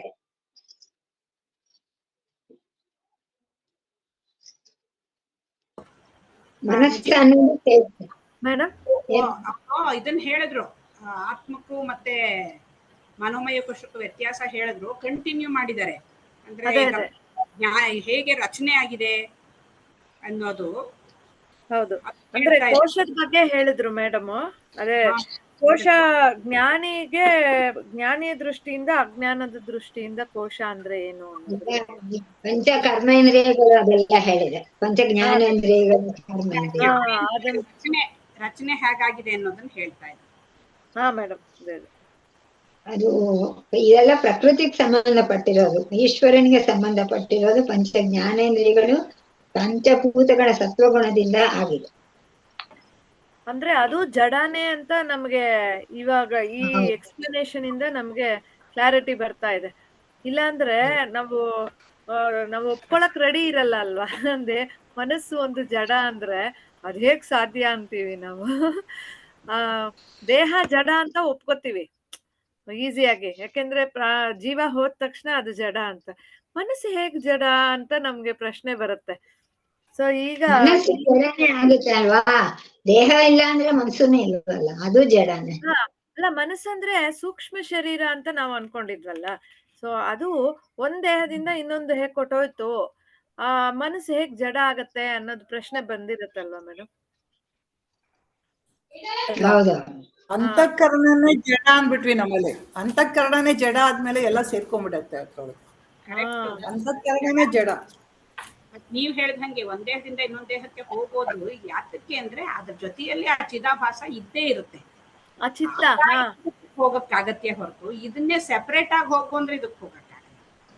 ಅದು ಆ ರಿಫ್ಲೆಕ್ಷನ್ ಅದ್ರ ಜೊತೆನಲ್ಲೇ ಇರೋದ್ರಿಂದ ಇದಕ್ಕೆ ಚೈತನ್ಯ ಇದ್ದೇ ಇರುತ್ತೆ, ಸೂಕ್ಷ್ಮ. ಹಾಗಾಗಿ ಅದೆರಡು ಕಾಂಬಿನೇಷನ್ ನಲ್ಲೇ ಹೋಗೋದು ಇನ್ನೊಂದು ದೇಹಕ್ಕೆ. ಅದು ಇನ್ನೊಂದು ರೀತಿಯಲ್ಲಿ ನೀವು ಅಂದ್ರೆ ಮನಸ್ಸು ಜಡ ಅಂತ ಹೇಳ್ತೀವಲ್ಲ, ಸೊ ಮನಸ್ಸೇ ಸೂಕ್ಷ್ಮ ಶರೀರ ಅಲ್ಲ ಹಾಗಾದ್ರೆ, ಅಲ್ವಾ? ಸೂಕ್ಷ್ಮ ಶರೀರ ಅಂತಂದ್ರೆ ಹಿಂದೆ ಓದಿದೀವಲ್ಲ. ಅದೇ ಸೂಕ್ಷ್ಮ ಶರೀರದಲ್ಲಿ ಪಂಚ ಜ್ಞಾನೇಂದ್ರಿಯಗಳು, ಪಂಚ ಜ್ಞಾನೇಂದ್ರಿಯಗಳು, ಪಂಚ ಕರ್ಮೇಂದ್ರಿಯಗಳು, ಪಂಚ ಪ್ರಾಣಿಗಳು, ಮನಸ್ಸು, ಬುದ್ಧಿ, ಅಹಂಕಾರ, ಚಿತ್ತ, ಇದಿಷ್ಟು ಸೇರಿ ಆ ಟೋಟಲ್ ಮನಸ್ಸು ಅಂದ್ರೆ ಈ ಮನೋಮಯ ಮತ್ತು ವಿಜ್ಞಾನಮಯ ಎರಡು ಸೇರಿರೋದು ಅದು ಸೂಕ್ಷ್ಮ ಶರೀರ. ಆನಂದಮಯ ಕೋಶ ಕಾರಣ ಶರೀರ. ಇದಿಷ್ಟು ಪ್ಯಾಕೇಜು ಹೋಗುತ್ತೆ ಕಾರಣ ಶರೀರ. ಅದೇ ಈ ಮನಸ್ಸು ಪ್ರಕೃತಿಗೆ ಸಂಬಂಧಪಟ್ಟಿರೋದು. ಅಂದ್ರೆ ಜೀವನ್ ಮುಕ್ತಿ ಆಯ್ತು ಅಂದ್ರೆ ಇವೆಲ್ಲ ನಾನಲ್ಲ ಅನ್ನೋದು ಕ್ಲಾರಿಟಿ ಬಂದ್ಬಿಟ್ಟಿರುತ್ತೆ. ಅಜ್ಞಾನ ನಾಶ ಅಂದ್ರೆ ಕಾರಣ ಶರೀರ ನಾಶ, ಆನಂದಮಯ ಕೋಶನೇ ಇರಲ್ಲ. ನಾಶ ಅಂದ್ರೆ ಏನು? ಆನಂದ ಅನ್ನೋದು ಎಲ್ಲಿಂದ ಬರ್ತಾ ಇದೆ ಅನ್ನೋದು ಒಂದು ಸ್ಪಷ್ಟನೆ ಬಂದ್ಬಿಡುತ್ತೆ ಜ್ಞಾನಿಗೆ. ನಾನೇ ಆನಂದ ಸ್ವರೂಪ, ನನ್ನಿಂದಲೇ ಎಲ್ಲೋ ಆನಂದವೂ ಬರ್ತಾ ಇರೋದು, ಬೇರೆ ಯಾವುದೋ ವಸ್ತುಗಳಿಂದ ಆನಂದ ಬರ್ತಾ ಇಲ್ಲ ಅನ್ನೋ ಒಂದು ಜ್ಞಾನ ಬಂದಿರೋದ್ರಿಂದ ಅಲ್ಲಿ ಇನ್ನು ಅಜ್ಞಾನ ಇಲ್ಲ. ಹಾಗಾಗಿ ಕಾರಣ ಶರೀರ ನಾಶ ಆಗುತ್ತೆ. ಈಗ ಕಾರಣ ಶರೀರ ಇದ್ದಾಗ ಅದಕ್ಕೆ ನಾನು ಸಂಕುಚಿತ, ನನ್ಗೆ ಇನ್ನೂ ಬೇಕು, ಆಸೆ ಇದೆ. ಅದಕ್ಕೆ ಎಲ್ಲಿಂದಲೋ ಆಸೆಯ ಮೂಲಕ ಏನನ್ನಾದ್ರೂ ಪಡ್ಕೊಳ್ಬೇಕು, ನಾನು ಅನಂತನಾಗ್ಬೇಕು ಅನ್ನೋ ಆಸೆ ಮೇಯ್ನ್ ಆಸೆ. ಆ ಮೇಯ್ನ್ ಆಸೆಗೆ ಬೇರೆ ಚಿಕ್ಕ ಆಸೆಗಳ ಮೂಲಕ ಆ ಮೇಯ್ನ್ ಆಸೆ ಏನಾದ್ರೂ ಈಡೇರುತ್ತೇನೋ ಅನ್ನೋ ಒಂದು ಭಾವನೆಯಲ್ಲಿ ಇದು ಈ ಸೂಕ್ಷ್ಮ ಶರೀರದ ಹುಟ್ಟು ಮತ್ತೆ ಸ್ಥೂಲ ಶರೀರದ ಹುಟ್ಟು ಆಗಿರುತ್ತೆ. ಸೊ ಅವುಗಳು ನಿರಂತರ ಪ್ರಯತ್ನ ಮಾಡ್ತಾ ಇರುತ್ತೆ. ಯಾವಾಗ ಒಂದ್ಸರ್ತಿ ಕ್ಲಾರಿಟಿ ಬಂತೋ, ನಾನು ಶುದ್ಧವಾದ ಆತ್ಮ, ಅರಿವು, ನಾನೇ ಆನಂದ ಸ್ವರೂಪ, ನನಗೆ ಇನ್ನೆಲ್ಲಿಂದಲೂ ಹೊರಗಡೆಯಿಂದ ಆನಂದ ಅಂತ ಬರೋದು ಇಲ್ಲ, ಹೊರಗಡೆ ಏನೇನು ಕಾಣ್ತಾ ಇದೆ ಅದೆಲ್ಲವೂ ಮಿಥ್ಯೆ ಅಂತ ಕ್ಲಾರಿಟಿ ಬಂದ ತಕ್ಷಣ ಕಾರಣ ಶರೀರ ನಾಶ. ಕಾರಣ ಶರೀರ ನಾಶ ಆದ ತಕ್ಷಣ, ಅಜ್ಞಾನ ನಾಶ ಆದ ತಕ್ಷಣ ಮತ್ತೆ ಏನು ಆಸೆ ಇರುತ್ತೆ? ಆಸೆ ಇರಲ್ಲ. ಏನನ್ನೋ ಪಡ್ಕೋಬೇಕು ಬೇರೆದ್ರಿಂದ ಅಂತ ಆಸೆ ಇಲ್ಲ. ಹಾಗಾಗಿ ಈ ಸೂಕ್ಷ್ಮ ಶರೀರ ಮತ್ತು ಸ್ಥೂಲ ಶರೀರಕ್ಕೆ ಏನು ಕೆಲಸ ಇಲ್ಲ. ಆದ್ರೆ ಜ್ಞಾನಿಯ ಶರೀರ ಪ್ರಾರಬ್ಧದಿಂದ ಬಂದಿರೋದ್ರಿಂದ ಆ ದೇಹದ ಪ್ರಾರಬ್ಧ ಮುಗಿಯೋ ತನಕ ಅದು ವರ್ಕ್ ಮಾಡುತ್ತೆ. ಅದು ವರ್ಕ್ ಏನ್ ಮಾಡುತ್ತೆ? ಲೋಕ ಕಲ್ಯಾಣದ ಕೆಲಸಗಳನ್ನು ಮಾಡುತ್ತೆ. ಒಂದ್ಸರ್ತಿ ದೇಹದ್ದು ಪ್ರಾರಬ್ಧ ಮುಗಿದ ತಕ್ಷಣ ದೇಹ ಕಳಚ್ಕೊಳ್ಳುತ್ತೆ. ಅವಾಗ ಈ ಸೂಕ್ಷ್ಮ ಶರೀರ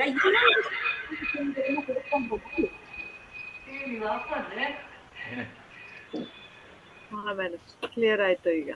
ಅದೇ ಅದು ಮನಸ್ಸು ಜಡ ಶರೀರದ ಬಗ್ಗೆ ಸ್ವಲ್ಪ ಇದಿತ್ತು. ಮೇಡಮ್ ಸತ್ಯನೇ ಅವ್ರೆ, ಈಗ ಮನಸ್ಸಿಗೂ ಪ್ರಕೃತಿ ಸಂಬಂಧಪಟ್ಟಿರೋದಲ್ವಾ, ಅದು ಜಡ ಅಂತ. ಏನೋ ಡಿಸ್ಟರ್ಬೆನ್ಸ್.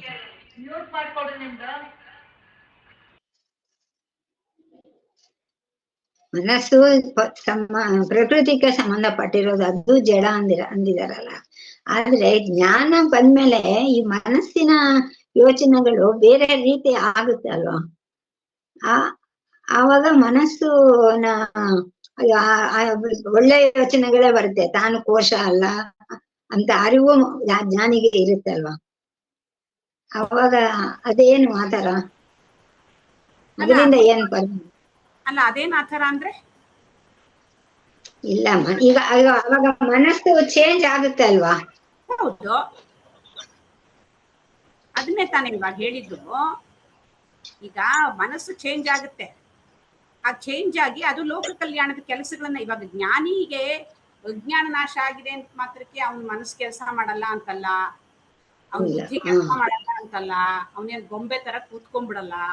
ಅವೆಲ್ಲ ಫ್ಯಾಕಲ್ಟಿ ಕೆಲಸ ಮಾಡ್ತಾ ಇರುತ್ತೆ. ಆದ್ರೆ ಅಲ್ಲಿ ವಿವೇಕ ಜಾಗೃತ ಆಗಿರೋದ್ರಿಂದ ಏನು ಕೆಲಸ ದೇಹ ಇವಾಗಿದೆ, ಈ ದೇಹ ಪ್ರಾರಬ್ಧದಿಂದ ಬಂದಿದೆ. ಸೊ ಇದು ಎಲ್ಲಿವರೆಗೂ ಇರುತ್ತೋ ಅಲ್ಲಿವರೆಗೂ ಇದನ್ನ ಪೂರ್ಣವಾಗಿ ಒಳ್ಳೇದಕ್ಕೆ ಯುಟಿಲೈಸ್ ಮಾಡಬೇಕು ಅಂತ ಆ ಬುದ್ಧಿಯಲ್ಲಿ ಚೆನ್ನಾಗಿ ಆಲೋಚನೆ ಬರುತ್ತೆ. ಆ ಬುದ್ಧಿ ಆ ಮನಸ್ಸಿಗೆ ಡೈರೆಕ್ಷನ್ ಕೊಡುತ್ತೆ, ಆ ಮನಸ್ಸು ಇಂದ್ರಿಯಗಳಿಗೆ ಡೈರೆಕ್ಷನ್ ಕೊಡುತ್ತೆ. ಹಾಗಾಗಿ ಇಂದ್ರಿಯಗಳು ಅದು ಇದು ಬೇಕಾಬಿಟ್ಟಿ ಕಸ ಗಿಸ ಎಲ್ಲ ನೋಡಕ್ ಹೋಗಲ್ಲ. ಅವು ಏನು ಬೇಕೋ ಅದನ್ನು ಮಾತ್ರವೇನೆ ನೋಡುತ್ತೆ. ಇವಾಗ ಕ್ಲಾಸ್ ಮಾತ್ರ ಅಟೆಂಡ್ ಮಾಡ್ತೀವಿ, ಇದು ಇಂಪಾರ್ಟೆಂಟು ಅಂತೀವಿ, ಇನ್ಯಾವುದೋ ಸಿನಿಮಾನೋ ಇನ್ನೇನೋ ಒಂದು ಎಂಟರ್ಟೈನ್ಮೆಂಟ್ಗೋ ಹೋಗೋದಿಲ್ಲ. ಆ ರೀತಿ ಆ ಮನಸ್ಸು ಚೇಂಜ್ ಆಗುತ್ತೆ, ಮನಸ್ಸು ಕೆಲಸ ಮಾಡ್ತಾ ಇರುತ್ತೆ. ಅದಕ್ಕೆ ಅಲ್ಲಿ ಕಾನ್ಸೆಪ್ಚುಯಲ್ ಮೈಂಡು, ಆಮೇಲೆ ಈ ತರ ಎರಡು ರೀತಿಯ ಮನಸ್ಸಿದೆ. ಒಂದು ಕಲ್ಪನೆ ಮಾಡೋ ಮನಸ್ಸು, ಇನ್ನೊಂದು ಕೆಲಸ ಮಾಡೋ ಮನಸ್ಸು. ಫಂಕ್ಷನಲ್ ಮೈಂಡ್ ಒಂದು, ಕಾನ್ಸೆಪ್ಷನಲ್ ಮೈಂಡು ಒಂದಿದೆ. ಈ ಯಾವಾಗ ಒಂದ್ಸತಿ ಜ್ಞಾನ ಬರುತ್ತೋ ಕಾನ್ಸೆಪ್ಚುಯಲ್ ಮೈಂಡು ಡೆಸ್ಟ್ರಾಯ್ ಆಗುತ್ತೆ. ಅಂದ್ರೆ ಏನೇನೇನೇನೋ ಯೋಚನೆಗಳು, ಹಂಗ ಹಿಂಗ ಅದ ಇದ, ಅದ್ ಸರಿ ಇಲ್ಲ ಇದು ಸರಿ ಇಲ್ಲ, ಇದೇನೇನೇನೇನೇ ಬರ್ತಿರುತ್ತೆ, ಅಂಥದ್ದೆಲ್ಲ ಸ್ಟಾಪ್ ಆಗುತ್ತೆ. ಫಂಕ್ಷನಲ್ ಮೈಂಡು ಚೆನ್ನಾಗಿ ಕೆಲಸ ಮಾಡ್ತಾ ಇರುತ್ತೆ ಅವಾಗ್ಲೂ. ಇವಾಗ ಜ್ಞಾನಿನೂ ಊಟ ಮಾಡಬೇಕು, ಆ ದೇಹಕ್ಕೆ ಶಕ್ತಿ ಬೇಕು, ಅದಕ್ಕೆ ಏನೇನು ಊಟ ಮಾಡಬೇಕು. ಆಮೇಲೆ ಗುರುಗಳು ಹೇಳ್ತಾರಲ್ಲ, ಯಾವುದೋ ಅಡ್ರೆಸ್ಸು ಎಲ್ಲ ಹೋಗ್ಬೇಕು, ಅವನು ಆ ಅಡ್ರೆಸ್ಸು ಜ್ಞಾಪಕ ಬರಬೇಕು. ಅದೆಲ್ಲ ಮನಸ್ಸಿನ ಕೆಲಸ ತಾನೆ, ಅಂದ್ರೆ ಚಿತ್ತದ ಕೆಲಸ ತಾನೆ. ಆ ಅಡ್ರೆಸ್ ಎಲ್ಲ ಚಿತ್ತದಲ್ಲಿ ಇರುತ್ತೆ, ಅದನ್ನ ತಕ್ಷಣ ಅದು ತಂದ್ಕೋಬೇಕು. ಆ ಬುದ್ಧಿ ಅದನ್ನ ಕರೆಕ್ಟು ಈ ಅಡ್ರೆಸ್ಗೆ ಹೋಗ್ಬೇಕು. ಇದೆಲ್ಲ ಕೆಲಸ ನಡೆಯುತ್ತೆ, ನಡೆಯಲ್ಲ ಅಂತಲ್ಲ. ಆದ್ರೆ ಅದು ಯಾವ ಉದ್ದೇಶದಿಂದ ನಡೆಯುತ್ತೆ, ಆ ಉದ್ದೇಶ ಬದಲಾಗಿರುತ್ತೆ ಅಷ್ಟೇ. ಪೂರ್ಣವಾಗಿ ಲೋಕ ಕಲ್ಯಾಣಕ್ಕೆ ಅದು ದೇಹ ಮತ್ತು ಮನಸ್ಸುಗಳು ಕೆಲಸ ಮಾಡಿ ಉಪಯೋಗಿಸಲ್ಪಡುತ್ತೆ.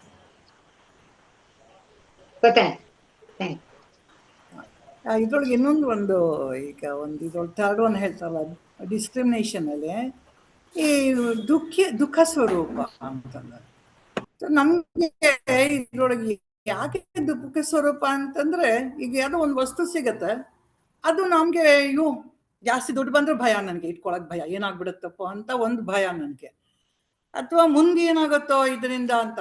ಸೊ ನಮ್ಗೆ ಆ ಸಿಕ್ಕಿದ ಸಂತೋಷನ ನಮ್ಗೆ ಅದು ಸಿಗಲ್ಲ. ಅದು ಯಾವಾಗಲೂ ದುಃಖಕ್ಕೆ ಹೇಗೆ ನಮ್ಗೆ ಯಾವಾಗಲೂ ಆ ದುಃಖ ಅನ್ನೋದು, ಅದು ದುಃಖಿ ಅನ್ನೋದು ಹೇಗೆ ಅನ್ನೋದಕ್ಕೆ ಅನುಗಾಲವು ಚಿಂತೆ ಅಂತ ಹೇಳ್ತಾರಲ್ಲ, ಇದ್ದರು ಚಿಂತೆ ಇರೋದಿದ್ದರು ಚಿಂತೆ ಅಂತ. ಹಾಗೆ ನಮ್ಗೆ ಅದು ಸಿಕ್ಕಿದ ಸಂತೋಷಕ್ಕಿಂತ ನಮಗೆ ಭಯನೇ ಜಾಸ್ತಿ. ಪ್ರತಿ ಸಲಿನೂ ನಾವು ಆ ಭಯದಿಂದ ಓಡ್ತಾ ಇರೋದೇ ಇದು. ಅದನ್ನ ಹೇಳ್ತಾರಲ್ಲ, ಆ ಹಗ್ಗನ ಹಾವು ಅನ್ಕೊಂಡು ಭಯದಿಂದ ನಾವು ಓಡ್ಕೊಂಡು ಬಂದಿದ್ದೀವಿ ಅಷ್ಟೇ ಹೊರ್ತೀವಿ, ಒಂದ್ಸಲೇನಾದ್ರು ತಿರುಗಿ ನೋಡ್ಲಿಲ್ಲ ಅಂತ ಹೇಳಿ. ಅದಕ್ಕೆ ಆ ಗುರು ಬರಬೇಕು, ಅದು ಅವ್ನು ಹೇಳ್ಬೇಕು, ಅದು ಹಾವಲ್ಲಪ್ಪ ಹಗ್ಗ, ನೀನೇನೋ ಓಡ್ತಾ ಇದೀಯ, ಅದು ಭಯ ಯಾಕೆ ಅಂದ್ರೆ ನಿಂಗೆ ದ್ವಂದ್ವದಲ್ಲಿ ಇದೆಯಾ ನೀನು, ಹಾಗಾಗಿ ನಿಂಗೆ ಭಯ ಅನ್ನೋದಿದೆ. ನೀನು ಆ ಭಯನ ಬಿಟ್ಟಾಗ ನೀನೇನಾಗತ್ತೆ, ನಿನ್ನ ಸ್ವರೂಪದಲ್ಲಿ ನಿಲ್ತೀಯ ಅಂತೇಳಿ ಗುರು ತಿಳಿಸ್ತಾನೆ ಅಂತ ಹೇಳಿ. ತುಂಬ ಚೆನ್ನಾಗಿದೆ ಅದು. ಯಾಕೆ ಭಯ ಅನ್ನೋದು ಅಲ್ವಾ? ಅದು ಹಿಂದೆನೂ ಇದ್ರ ಬಗ್ಗೆ ಡಿಸ್ಕಸ್ ಮಾಡಿದ್ವಿ. ನಮ್ಗೆ ಏನಾದ್ರೆ ಪ್ರತಿ ಸಲನೂ ಹೊಸದಂತಾನೆ ಅನಿಸ್ತಾ ಇರತ್ತದು. ಹೊಸದಲ್ವಾ ಇದು, ಹೊಸ ವಿಷಯನ ಅಂತೇಳಿ ಅಲ್ವಾ ರಜಿತಾ? ಹೌದು ಮೇಡಮ್, ಚೆನ್ನಾಗಿದೆ ಇದು. ಯಾಕೆಂದ್ರೆ ಇವಾಗ ಒಂದು ಇದ್ರಲ್ಲೂ ಗುರೂಜಿ ಹೇಳಿದ್ರು, ಮೆನ್ಷನ್ ಮಾಡಿದ್ರು, ಪ್ರತಿಯೊಂದು ಭಯದಿಂದಾನೇ ನಾವು ಜೀವನ ಮಾಡ್ತಾ ಇರ್ತೀವಿ ಅಂತ. ಈಗ ಹೆಂಡತಿ ಅಡ್ಗೆ ಮಾಡಿಲ್ಲ ಅಂದ್ರೆ ಗಂಡ ಬೈತಾನೇನೋ ಅಂತ ಭಯ ಹೆಂಡತಿಗೆ, ಮಕ್ಕಳನ್ನ ಸರಿಯಾಗಿ ನೋಡ್ಕೊಳ್ಳಿಲ್ಲ ಅಂದ್ರೆ ಭಯ, ಏನೋ ಒಂದೊಂದು ಭಯದಿಂದಾನೇ. ಅಥವಾ ನೀವ್ ಹೇಳ್ದಂಗೆ ಏನ್ ಸಿಕ್ಕಿದ್ಯೋ ನಮ್ಗೆ ಅದ್ ಬಿಟ್ಟುಟ್ಟೋಗ್ಬಿಡತ್ತೋ, ಅಯ್ಯೋ ನಾಳೆ ಇದೆಲ್ಲ ಹೋಗ್ಬಿಟ್ರೆ, ಅಥವಾ ಎಷ್ಟು ಇದು ನೋಡಿ ಅಜ್ಞಾನ ಇದ್ರೆ. ನಾನ್ ನೋಡಿದ್ದೀನಲ್ವಾ ಮೇಡಮ್, ಎಷ್ಟೊಂದು ಫ್ರೆಂಡ್ಸ್, ಅದೇ ಒಂದ್ಸಲ ಕಾತ್ಯಾಯಿನಿ ಮೇಡಮ್ಗೂ ಹೇಳಿದ್ದೆ, ಅವ್ರಿಗೆ ಕಷ್ಟಗಳು ಬರತ್ತೆ, ಆವಾಗ ಏನೋ ಹೇಳ್ಕೊಂಡ್ ಬರ್ತಾರೆ, ಅವ್ರಿಗೆ ಇದನ್ನ ಹೇಳೋಣ ಅಂದ್ರೆ ಆ ಕ್ಷಣ ನೀವ್ ವೈರಾಗ್ಯಗಳಲ್ಲಿ ವಿಧಿಗಳು ಹೇಳಿದ್ರಲ್ಲ 4 ಬಗೆದು, ಆ ತರ ಪಾಪ ವೈರಾಗ್ಯ, ಆಮೇಲೆ ಬ್ಯಾಕ್ ಟು ನಾರ್ಮಲ್ ಬಂದ್ಬಿಡ್ತಾರೆ. ಆಮೇಲೆ ನೀವ್ ಹೇಳ್ದಂಗೆ ಕಾನ್ಸೆಪ್ಷುಯಲ್ ಮೈಂಡು, ಅಯ್ಯೋ ಎಷ್ಟು ಯೋಚನೆಗಳು, ಭಯ ಇದೇ ತುಂಬಿಸ್ಕೊತಾ ಇರ್ತಾರೆ. ಅಯ್ಯೋ ಪಾಪ, ಎಷ್ಟು ಅದಕ್ಕೆ ನಮ್ ಗುರೂಜಿ ಎಷ್ಟು ತರ ಯೋಚನೆ ಮಾಡಿ ನಮ್ಗೆ ಬೇರೆ ಬೇರೆ ವಿಧಾನಗಳೆಲ್ಲ ಹೇಳ್ಕೊಡ್ತಾರೆ. ನಾನು ಈ ತರ ಸಿಕ್ಕಿದೆ ರೀ, ನೀವು ಬನ್ನಿ ಅಂತ ಅಂದ್ರುನು ಪಾಪ ಆಗಲ್ಲ ಅವ್ರ ಕೈಲಿ ಬರಕ್ಕೆ, ಏನೇನೋ ರೀಸನ್ಸ್ ಹೇಳ್ತಾರೆ. ಏನ್ ಮಾಡಕ್ಕಾಗಲ್ಲ. ನಾವು ಅದೇ ಗುರೂಜಿನ ಹೇಳ್ತಾರಲ್ಲ, if not this life time, next life time, ಮತ್ತೆ ಇನ್ನ ಬೇರೆ ಜನ್ಮಗಳಿದೆ ಬಿಡಿ, ಯಾಕ್ರಿ ಅರ್ಜೆಂಟ್ ಮಾಡ್ತೀರಾ ಅಂತ ಹೇಳ್ತಾರಲ್ಲ ನಮ್ ಗುರೂಜಿ. ಹಾಗೆ ಅಷ್ಟೇ, ಪಾಪ ಏನ್ ಮಾಡಕ್ಕಾಗಲ್ಲ. ಅವ್ರವ್ರು ಏನೇನ್ ಹಣೆ ಬರದಲ್ಲಿ ಬರ್ದಿದ್ಯೋ ಅದೆಲ್ಲ ಅನ್ಭವಿಸ್ಲೇಬೇಕಲ್ವಾ ಮೇಡಮ್, ಪ್ರಾರಬ್ಧ, ಏನು ಮಾಡಕ್ಕಾಗಲ್ಲ. ಬಟ್ ವಾಸನೆಗಳು ಸಂಸ್ಕಾರಗಳು, ಅದು ವಾಸನೆ ಸಂಸ್ಕಾರಗಳು ಹಂಗಿರುತ್ತೆ, ಈಚೆ ಬರಕ್ ಬಿಡಲ್ಲ ಅದು, ಸ್ಟ್ರಾಂಗ್ ಆಗಿ ಎಷ್ಟು ಚೆನ್ನಾಗಿದೆ ನೋಡಿ ಮೇಡಮ್ ಮೆಕ್ಯಾನಿಸಮ್. ಈ ಫಂಕ್ಷನಲ್ ಮೈಂಡ್, ಕಾನ್ಸೆಪ್ಷುಯಲ್ ಮೈಂಡ್ ಅನ್ನೋದು, ಅದು ನ್ಯೂರೋ ಸೈನ್ಸ್ ಪ್ರಕಾರ ಕೂಡ ಇದು ಎಷ್ಟು ಚೆನ್ನಾಗಿ. ನಾನು ಇವತ್ತು ಬೆಳಗ್ಗೆ ಒಂದು ಇದು ಕೇಳ್ತಾ ಇದ್ದೆ, ಒಂದು ವಿಡಿಯೋ, ನ್ಯೂರೋ ಸೈನ್ಸು, ಭಗವದ್ಗೀತಾ ಮತ್ತೆ ಸ್ಪಿರಿಚುಯಾಲಿಟಿ ಹೇಗ್ ಕನೆಕ್ಟೆಡ್ ಅಂತ. ಅದು ಹಾಕ್ತೀನಿ ರೀ ಗ್ರೂಪ್ ಅಲ್ಲಿ, ಆಮೇಲೆ ಒಂಚೂರು ಕ್ಲಿಪ್ಪಿಂಗ್ ತಗೊಂಡಿದೀನಿ, ಚೆನ್ನಾಗಿದೆ. ನ್ಯೂರೋ ಸೈನ್ಸು, ಭಗವದ್ಗೀತಾ, ಆಮೇಲೆ ಕರ್ಮಣ್ಯವಾಧಿಕಾರಸ್ಥೆ ಅದರದ್ದು ರಿಲೇಟೆಡ್ ಇವ್ರು ಹೇಳಿರೋದು. ಇವರು ಡಾಕ್ಟ್ರು, ನ್ಯೂರೋ ಸೈನ್ಸ್ ಸರ್ಜನ್ ಅವರು. ಆಕ್ಷನ್ ಮಾಡೋದು ನಿನ್ ಕರ್ತವ್ಯ, ಅದರ ಫಲ ಏನ್ ಬರುತ್ತೆ ಅನ್ನೋದು ತುಂಬಾ ಚೆನ್ನಾಗಿ ಆ ಬ್ರೈನ್ ರಿಲೇಟೆಡ್ ಎಕ್ಸ್ಪ್ಲೈನ್ ಮಾಡಿದ್ದಾರೆ. ಅದು ಚೆನ್ನಾಗಿದೆ. ನಾನು ಅದೇ ಅನ್ಕೋತೀನಿ, ಅಯ್ಯೋ ಗುರೂಜಿ ಇದನ್ನೆಲ್ಲ ಮಾಡ್ತಾ ಇದಾರೆ ಇವಾಗ ನಮ್ಗೆ. ಅವರು 17 ವರ್ಷ ಓದಿದಾರಂತೆ, ನ್ಯೂರೋ ಸರ್ಜನ್ ಅವರು. ನಾನು 10ನೇ ಕ್ಲಾಸಿಂದ 17 ಎಕ್ಸಾಮ್ ಬರ್ದಿದ್ದೀನಿ ಇಷ್ಟವರೆಗೂ, ಸಾಕಾಗೋಗ್ಬಿಟ್ಟಿದೆ ನನ್ಗೆ ಎಕ್ಸಾಮ್ಸ್ ಬರ್ದು. ಈಗ ನನಗೆ ಕ್ಲಾರಿಟಿ ಬಂದಿದೆ, ನನ್ಗೆ ಅರ್ಥ ಆಗ್ತಾ ಇದೆ ಅಂತ ಹೇಳ್ತಾರೆ. ನಾವೆಲ್ಲ ಅಷ್ಟು ಸರ್ಕಸ್ ಮಾಡ್ದೇನೆ ನಮ್ಗೆ ಗುರೂಜಿ ಇಷ್ಟೆಲ್ಲ ಕೊಟ್ಟಿದಾರಲ್ವಾ ಅಂತ ನನ್ಗೆ ಅನ್ನಿಸ್ತು ಮೇಡಮ್. ಎಷ್ಟು ಭಾಗ್ಯವಂತರು ನೋಡಿ ನಾವು. ಅವ್ರ ನ್ಯೂರೋ ಸರ್ಜನ್ ಆದ್ಮೇಲೆ ಅವ್ರಿಗೊಂದು ಕ್ಲಾರಿಟಿ ಬಂದು, ಓ ನಮ್ ಬ್ರೈನ್ ಹಿಂಗ್ ವರ್ಕ್ ಆಗತ್ತಾ, ನಮ್ ಮನ್ಸು ಹಿಂಗ್ ವರ್ಕ್ ಆಗತ್ತಾ ಅಂತ ಎಲ್ಲ ತಿಳ್ಕೊಂಡು ಇವಾಗ ಅವರು ಇದಾಗ್ತಿದ್ದಾರೆ. ನಾವು ಅಷ್ಟು ದುಡ್ಡು ಖರ್ಚು ಮಾಡಿಸ್ತೀರಾ ನಮ್ಮ ಅಪ್ಪ ಅಮ್ಮಗೆ ಫ್ರೀಯಾಗಿ ಒಂದು ಕ್ಲಾರಿಟಿ ಕೊಟ್ಟು, ಗುರುಗಳು ಒಂದು ಭಗವದ್ಗೀತಾ ಜ್ಞಾನನೂ ಕೊಟ್ಟು, ಎಲ್ಲಾನು ಕೊಟ್ಬಿಟ್ಟಿದಾರಲ್ಲ ಪ್ಯಾಕೇಜ್ ಅಲ್ಲಿ, ಜೊತೆಗೆ ಶಕ್ತಿ ದರ್ಶನ ಅಂತ ಹೇಳಿ ಕ್ರಿಯಾಯೋಗನೂ ಕಲಿಸ್ತಾ ಇದಾರೆ.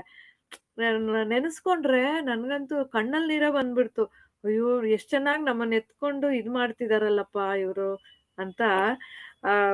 ಆತರ ಮನಸ್ಸದ ಬಗ್ಗೆ ಹೇಳಿದಾಗ ನನ್ಗೆ ಗುರೂಜಿ ಎಷ್ಟು ಮಾಡ್ತಾ ಇದಾರೆ, ಎಷ್ಟು ಒಳ್ಳೆ ನಮ್ಮನ್ನೆಲ್ಲ ಮೇಲೆ ತರೋದಿಕ್ಕೆ ಮತ್ತೆ ಒಂದು ಎವಲ್ಯೂಷನ್ಗೆ ಎಷ್ಟು ಸಹಾಯ ಮಾಡ್ತಾ ಇದಾರೆ ಅಂತ ಅನ್ಸುತ್ತೆ. ಚೆನ್ನಾಗಿದೆ ಇದು. ಮುಂದಿನ ಪ್ರಶ್ನೆಗೆ ಹೋಗೋಣ ಮೇಡಮ್. ಇದು ಕೊನೆ ಪ್ರಶ್ನೆ.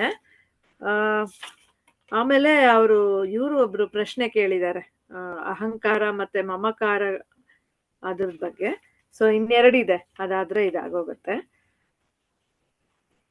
ನಿಜವಾದ ಅಹಂಗೂ ನಾನು ಅಹಂಕಾರಕ್ಕೂ ಮತ್ತೆ ಮಮಕಾರಕ್ಕೂ ಇರೋ ವ್ಯತ್ಯಾಸ ಏನು? ಉಮಾ ಮೇಡಮ್ ನೀವೇ ಹೇಳಿ. ಇದ್ರೊಳಗೆ ಒಂದು ಇದು ಹೇಳಿದಾರೆ ಅವರು, ಏನಂದ್ರೆ ನಾನು ಅನ್ನೋದೇ ಮಮಕಾರ ಅಂತ ಹೇಳಿ. ಆತ್ಮ ಅನ್ನೋದು ಶುದ್ಧ ಚೈತನ್ಯ, ಅದು ಆನಂದ ಸ್ವರೂಪ. ನಾವು ಎತ್ತಷ್ಟು ನಮ್ಮಲ್ಲಿ ಒಂದು ಒಂದು ನಾನು ಅನ್ನೋದು ಒಂದು ಗೊತ್ತಾಗುತ್ತೆ ನಮ್ಗೆ, ಅಹಂ ಅಂತ ಬರ್ತಾ ಇರುತ್ತೆ. ಅದು ನಮ್ಗೆ ಅದು ಶುದ್ಧ ನಾನು ಅಂತ ಹೇಳಿ. ಅದಕ್ಕೆ ಇವರು ರಮಣ ಮಹರ್ಷಿಗಳು ಹೇಳ್ತಾರೆ, ಅಹಂ ನಿತ್ಯಂ ಇದಂ ನಿತ್ಯಂ ಅಂತ ಹೇಳಿ. ಅದನ್ನ ಅಹಂ ಅನ್ನೋದು ಎತ್ತ ಕ್ಷಣ ಬರುತ್ತಲ್ಲ, ಅದು ಶುದ್ಧವಾದ ಚೈತನ್ಯ ಆಗಿರುತ್ತೆ. ಆ ನಂತರ ಅಲ್ಲಿ ಏನಾಗುತ್ತೆ, ಒಂದು ಚಿದಾಭಾಸದ ಬೆಳಕು ಬಂದ ತಕ್ಷಣ ಬುದ್ಧಿಗೆ ಒಂದು ಬರುತ್ತೆ, ಬುದ್ಧಿ ಜೊತೆ ಸೇರ್ಕೊಂಡಷ್ಟು ಅಹಂಕಾರ, ಬುದ್ಧಿ ಜೊತೆ ಸೇರ್ಕೊಳ್ಳುತ್ತೆ, ಆಮೇಲೆ ಮನಸ್ಸು, ಹೇಗೆ ಅದೆಲ್ಲ ಒಟ್ಟಿಗೆನೆ ನಮ್ಗೆ. ಬಟ್ ಹೇಳ್ಬೇಕಾದಾಗ ನಾವು ಆ ಥರ ಹೇಗೆ ಒಂದೊಂದಾಗುತ್ತೆ ಸ್ಟಾರ್ಟ್ ಆಗತ್ತೆ ಅಂತ. ಅದು ಯಾವಾಗ ಅಹಂಕಾರ ಅದ್ರ ಜೊತೆ ಸೇರ್ಕೊಳ್ಳುತ್ತೋ, ಅಂತಃಕರಣ ಜೊತೆ ಒಂದೊಂದು ಸೇರ್ಕೊಳ್ಳುತ್ತೋ, ಅವಾಗ ಏನಾಗುತ್ತೆ, ಇಲ್ಲಿ ನಾನು ಕರ್ತ, ನಾನು ಭೋಕ್ತ, ನಾನು ಜ್ಞಾತ್ವ ಅಂತ ಎಲ್ಲ ಆಗತ್ತೆ. ಪರಿವರ್ತನೆ ಆಗ್ಬಿಡುತ್ತೆ ಅಹಂಕಾರ ಇದ್ರ ಜೊತೆ ಸೇರಿದಾಗ. ಮನಸ್ಸು ಬುದ್ಧಿ ಜೊತೆ ಸೇರಿದಾಗ ಶುದ್ಧ ಅಹಂ ಇರುತ್ತೆ. ಈ ಅಹಂಕಾರ ಏನಾಗುತ್ತೆ, ಅದೆಲ್ಲ ಜೊತೆ ಸೇರ್ಕೊಂಡಾಗ ಏನಾಗುತ್ತೆ, ಅದು ಅಹಂಕಾರ ಆಗಿ ಪರಿವರ್ತನೆ ಆಗತ್ತೆ ಅಂತೇಳಿ.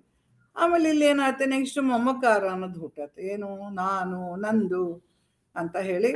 ಮತ್ತೆ ಇದ್ರೊಳಗೆ ಏನಾಗುತ್ತೆ, ನಾನ್ ಬೇರೆ, ಈಶ್ವರ ಬೇರೆ, ಪ್ರಪಂಚ ಬೇರೆ ಅಂತೆಲ್ಲ ಭಾಗ ಭಾಗ ಭಾಗ ಮಾಡಿಬಿಟ್ಟು ಈ ದುಃಖಕ್ಕೆ ಕಾರಣ ಅಂತ ಹೇಳಿ ಆಗತ್ತೆ. ಅದಕ್ಕೆ ಇದು ಏನಾಗುತ್ತೆ, ಆತ್ಮದಿ ಇವೆಲ್ಲ ಉಪಕರಣಗಳು, ಆತ್ಮದಿಕ್ಕೆ ಉಪಕರಣಗಳು ಇವೆಲ್ಲ, ಬುದ್ಧಿ, ಮನಸ್ಸು ಎಲ್ಲ.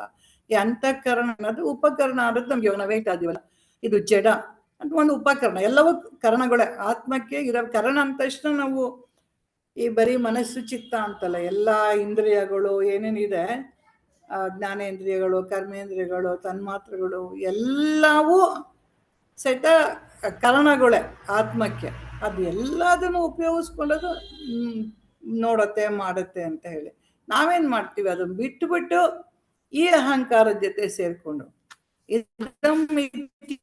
ಅಂತಾರಲ್ಲ, ಅದ್ರ ಜೊತೆ ನಾವೇನು ಮಾಡ್ಕೊಂಡು ಸೇರ್ಕೊಂಡು ಅಹಂಕಾರದಿಂದ ನಾವೇನೋ ಬೇರೆ ಬೇರೆ ಬೇರೆ ತಪ್ಪುಗಳನ್ನ ಮಾಡ್ತಾ ಇದ್ದೀವಿ ನಾವು. ಅದರಿಂದ ನಮ್ಗೆ ಏನಾಗ್ತಾ ಇದೆ, ಕರ್ಮದಿಂದ ಕರ್ಮ ಫಲ, ಅಲ್ಲಿ ಭೋಕ್ತೃತ್ವ ಬರುತ್ತೆ, ಕರ್ಮ ಫಲದಿಂದ ಮತ್ತೆ ಮತ್ತೆ ಪುನರ್ಜನ್ಮ ಇವೆಲ್ಲ ನಡೀತಾ ಇದೆ ಅಂತ. ಅದು ಸಂಸಾರದ ಚಕ್ರ. ಅದು ಸೊ ನಮ್ಗೆ ಯಾವಾಗ ನಮ್ಗೆ ಜ್ಞಾನ ಬರುತ್ತೆ, ಇವೆಲ್ಲವೂ ಉಪಕರಣಗಳು ಅಂತ ಹೇಳಿ, ಟೂಲ್ಸ್. ಅದನ್ನ ಇಟ್ಕೊಂಡು ಇದನ್ನ ಆತ್ಮಶುದ್ಧ ಚೈತನ್ಯ ಏನಾಗುತ್ತೆ, ಇದ್ರೊಳಗೆ ಇದನ್ನ ಉಪಯೋಗಿಸ್ಕೊಂಡು ನೋಡ್ತಾ ಇದೆ, ಮಾಡ್ತಾ ಇದೆ ಅನ್ನೋ ಒಂದದ್ದು ಬಂದಾಗ. ಸೊ ಇಲ್ಲಿ ನಾವ್ ಹೇಳಿದ್ವಲ್ಲ, ಒಂದು ಆತ್ಮಗನ್ನ ತಂದ್ವಿ, ಎಲ್ಲ ಕೋಶಗಳನ್ನೆಲ್ಲ ಆತ್ಮ ಮಾಡ್ಕೊಂಡ್ವಿ ನಾವು. ನಮ್ಮ ಹಿಂದಿನ ಒಂದು ಇದ್ರೊಳಗೆ ಹೇಳ್ತಾರೆ ನೋಡು, ಮನೋಮಯ ಕೋಶ ಎಲ್ಲವೂ ಆತ್ಮವಾಗಿ ಪರಿಣಾಮ ಆಗುತ್ತೆ. ಪರಿವರ್ತನೆ ಮಾಡ್ಕೊಂಡಾಗ ನಾವು ಇವೆಲ್ಲವೂ ಆತ್ಮನೆ ಅಂತ ನಾವು ಉಪಯೋಗಿಸ್ಕೊಂಡಾಗ ಅವಾಗ ಏನಾಗುತ್ತೆ, ಆನಂದ ಸ್ವರೂಪದಲ್ಲಿ ನಾವು ನಿಲ್ಲಕ್ಕಾಗತ್ತೆ ಅಂತ ಹೇಳಿ ಹೇಳ್ತಾರೆ. ಅದಿಷ್ಟು. ಅದು ಬಿಟ್ರೆ ಬೇರೆ ಏನಿಲ್ಲ. ನಮ್ಗೆ ದುಃಖಕ್ಕೆ ಕಾರಣ ಇರೋದು ನಾನು ಅನ್ನ ಅಹಂಕಾರ ಮಮಕಾರಗಳು. ನಮಗೆ ನಾನು ನಂದು ಅಹಂಕಾರ ಮಮಕಾರ. ಮಮಕಾರ ಒಂದ್ ಸ್ವಲ್ಪ ನಾವು ಬಿಡ್ಬೋದೇನೋ. ಈ ಅಹಂಕಾರ ದೇಹ ಜೊತೆ, ಮನಸ್ಸು ಜೊತೆ, ಬುದ್ಧಿ ಜೊತೆ ಅನ್ಕೊಂಡಿದ್ಯಲ್ಲ, ಅದನ್ನ ಕಲ್ಕೊಳ್ಳೋದು ಒಂದ್ ಸ್ವಲ್ಪ ಕಷ್ಟ. ಅದಕ್ಕೆ ತುಂಬಾ ಟ್ರೈನ್ ಮಾಡಿ ಮಾಡಿ ಮಾಡಿ ನೀನೇನ್ ಆಡ್ತಾ ಇದೀಯ, ಕೂತ್ಕೋ ಅಂತ ಒಂದ್ ಸ್ವಲ್ಪ ಕೂರಿಸ್ತಾ ಬಂದಾಗ. ಅಲ್ಲ, ಬೇರೆ ದಾರಿನೇ ಇಲ್ವಾ ಮೇಡಮ್? ಅಂದ್ರೆ ಕಷ್ಟಗಳು ಜ್ಞಾನ ಬಿಟ್ಟರೆ ಬೇರೆ ದಾರಿ ಇಲ್ಲ. ಒಂದೇ ದಾರಿ ಜ್ಞಾನ. ಜ್ಞಾನಾಗ್ನಿ ದಗ್ಧ ಕರ್ಮಾಣಿ ಅಂತ ಹೇಳಿ, ಜ್ಞಾನಾನಂತ ಕೈವಲ್ಯಂ. ಅದ್ ಬಿಟ್ರೆ ಬೇರೆ ದಾರಿನೇ ಇಲ್ಲ. ಇದು ಏನ್ ಗೊತ್ತಾ, ಅಹಂಕಾರ ಇದ್ರೆ ಜ್ಞಾನ ಪಡ್ಕೊಳಕ್ಕೂ ಕೂಡ ಅಹಂಕಾರ ಅಡ್ಡಿ ಬರುತ್ತಲ್ವಾ? ನಾನೇ ಗ್ರೇಟು, ನಾನೇ ಶುದ್ಧ ಅಹಂ ಏನಾಗುತ್ತೆ, ಸಾತ್ವಿಕತೆ ಬರ್ತಾ ಬರ್ತಾ ಇದು ಕಡಿಮೆ ಆಗ್ತಾ ಇರುತ್ತೆ. ಇವಾಗ ನಿಮ್ಮಲ್ಲಿ ನಿಮ್ಗೆ ಅರ್ಥ ಆಗ್ತಾ ಇದೆ, ಅನ್ವಾಂಟೆಡ್ ಬೇರೆ ಮಾತು ಬೇಡ, ಇನ್ನೊಂದು ಬೇಡ, ನಂಗೆ ಬೇರೆ ಕಸ ಬೇಡ. ಹಿಂದೆ ಏನ್ ಮಾಡ್ತಾ ಇದೀವಿ ನಾವು, ಈ ನಿಜವಾದ ಕಸ ನಮ್ಮ ಮನೆ ಹತ್ರ ಬಿದ್ದಾಗ ತಗೊಂಡೋಗಿ ಎಲ್ಲ ಕಡೆ ಆಚೆ ಹಾಕ್ತಾ ಇದ್ವಿ. ಆಮೇಲೆ ಅಕ್ಕಪಕ್ಕದ ಮನೆ ಕಸಗಳು ಇದೆಯಲ್ಲ, ಇವ್ರು ಹೇಳಿದ್ದಲ್ಲ, ಅದು ಕಸಾನೇ. ಅದನ್ನೆಲ್ಲ ನಾವು ತುಂಬಿಕೊಂಡು ಇನ್ನೊಂದ್ ಕಡೆ ಗಾಸಿಪ್ ಮಾಡ್ಕೊಳ್ತಾ ಇದ್ವಿ. ಈಗ ನನಗೆ ಆ ಕಸ ಬೇಡ, ನನಗೆ ಬೇರೆ ವಿಷಯ ಬೇಡ, ಯಾವ್ದು ಬೇಡ, ಇದ್ರೊಳಗೆ ಕೇಳೋಣ, ಇದನ್ನ ತಿಳ್ಕೋಣ ಅಂದಾಗ ಅದು ಶುದ್ಧ ಆಗ್ತಾ ಬರುತ್ತೆ. ಅವಾಗ ಏನಾಗುತ್ತೆ, ಆ ಶುದ್ಧತ್ವದಲ್ಲಿ ಸಾತ್ವಿಕ ಹೆಚ್ಚಾಗ್ತಾ ಆಗ್ತಾ ಆಗತ್ತೆ. ಇವೆಲ್ಲ ಹೊಟ್ಟೋಗುತ್ತೆ. ಇದು ಅಹಂ ಇರುತ್ತೆ ಒಂಚೂರು ದೇಹದೊಟ್ಟಿಗೆ ಒಂದ್ ಸ್ವಲ್ಪ ಇದೇ ಇರುತ್ತೆ, ಕೆಲಸ ಮಾಡೋಕ್ಕೆ ಎಲ್ಲದಕ್ಕೂ ಬೇಕಾಗುತ್ತೆ. ಅದೇ ನಮ್ಗೆ ಆ ಡಿಸ್ಕ್ರಿಮಿನೇಷನ್ ಚೆನ್ನಾಗಿ ಗೊತ್ತಿರುತ್ತೆ ಅಲ್ಲ. ನಾವು ಹೇಳ್ತೀವಲ್ಲ, ಇನ್ನೇನು ಇಷ್ಟ, ಈ ಅಹಂಗೂ ಆ ಅಹಂಗೂ ಏನು ವ್ಯತ್ಯಾಸ ಅಂತ ಹೇಳಿ ಒಂದು ಆಲ್ರೆಡಿ ನಾವು ಹಿಂದೇನು ಅದ್ರ ಬಗ್ಗೆ ಹೇಳ್ತಾರಲ್ಲ. ಅದು ಒಂದು ಇದ್ರೊಳಗೆ ಅಹಂ ಬ್ರಹ್ಮಾಸ್ಮಿ ಅದ ಇಲ್ಲ, ನಾನು ನನ್ನದ್ ಅಹಂಕಾರ ಇದೆಯಲ್ಲ, ಅದನ್ನ ಅರ್ಥ ಆದಾಗ ಏನಾಗ್ತದೆ, ದುಃಖ ಕಡಿಮೆ ಆಗುತ್ತೆ ಅಂತ ಹೇಳಿ ಒಂದು ಹೇಳ್ತಾರದು ಅವ್ರಿಗೆ. ಹೋಗಿರೋ ಹಂತದ ಹಾಗೆ ಅದು ಆ ಆಕಾರ ಕಂಡ್ರು ಕೂಡ ಅದರಲ್ಲಿ ಆ ಒಂದು ಅಶಕ್ತಿ ಇರೋದು. ಆಮೇಲೆ ಶಿವನಿಗೆ ಆಭರಣ, ಹಾವು ಹೇಗೆ ಆಭರಣ ಆಗಿರುತ್ತೋ ಆ ರೀತಿಯಲ್ಲಿ ಜ್ಞಾನಿಗೆ ಈ ಅಹಂಕಾರ ಅನ್ನೋದು ಆಭರಣ ಆಗುತ್ತೆ.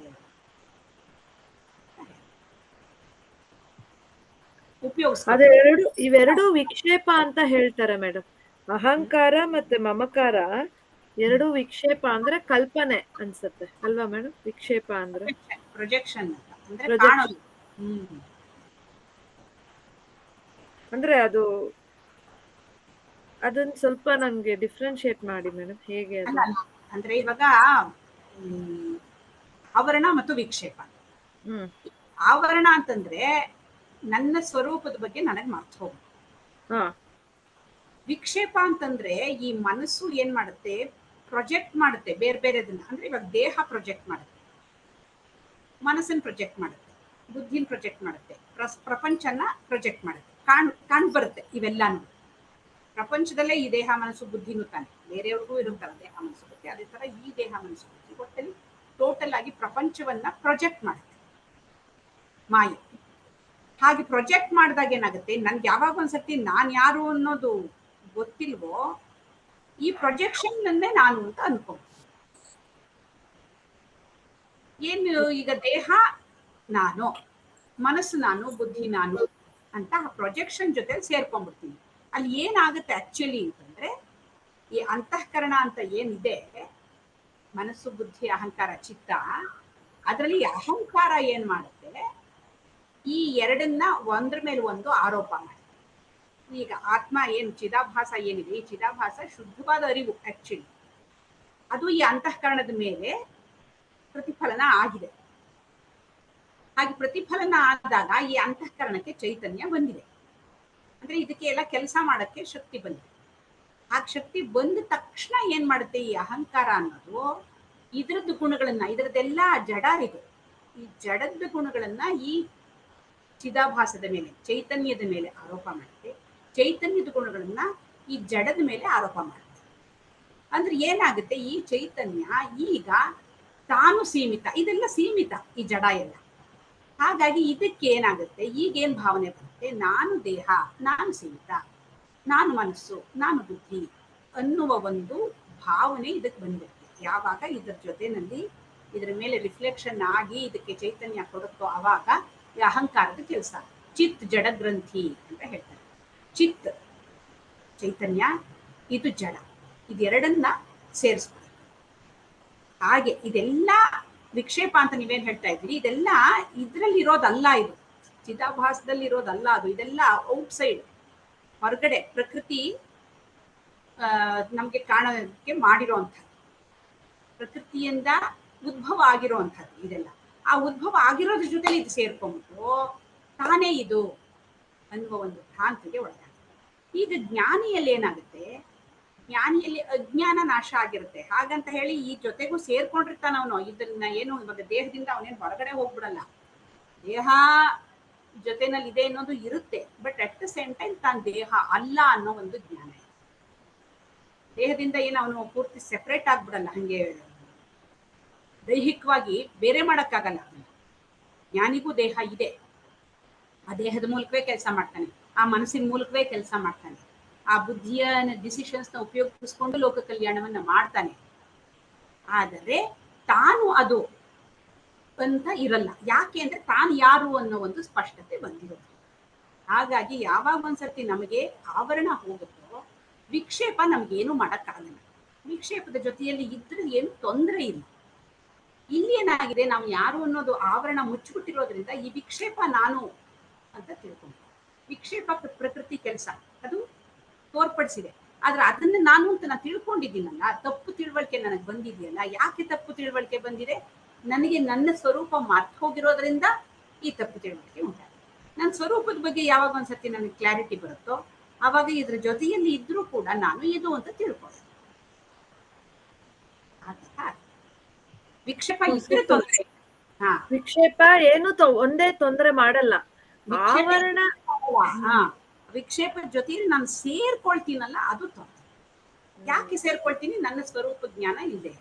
ಹಾ ಹಾ ಸ್ವರೂಪ ಜ್ಞಾನದಿಂದ ನಮ್ಮ ಆವರಣ ಶಕ್ತಿನ ನಾವು ಅದೇ ನಾನು ಅದು ನಾನು ಇದು ಐಡೆಂಟಿಫಿಕೇಶನ್ಸ್ ನ ತೆಗೆದು ಆಮೇಲೆ ಈ ವಿಕ್ಷೇಪ ನಮ್ಮನ್ನೇನು ಮಾಡಕ್ಕಾಗಲ್ಲ. ಪ್ರೊಜೆಕ್ಷನ್ ನಾವು ಸಪರೇಟ್ ಇರ್ತೀವಲ್ವಾಗ, ಸೊ ಅದ್ರ ಪಾಡಿಗೆ ಅದ್ರ ಕೆಲಸ ಅದ್ ಮಾಡ್ಕೊಳ್ಳುತ್ತೆ. ನಾನು ಸಾಕ್ಷಿಯಾಗಿ ಆತ್ಮ ಇದು ಭಾವದಿಂದ ನೋಡ್ತಾ ಇರ್ತೇವೆ.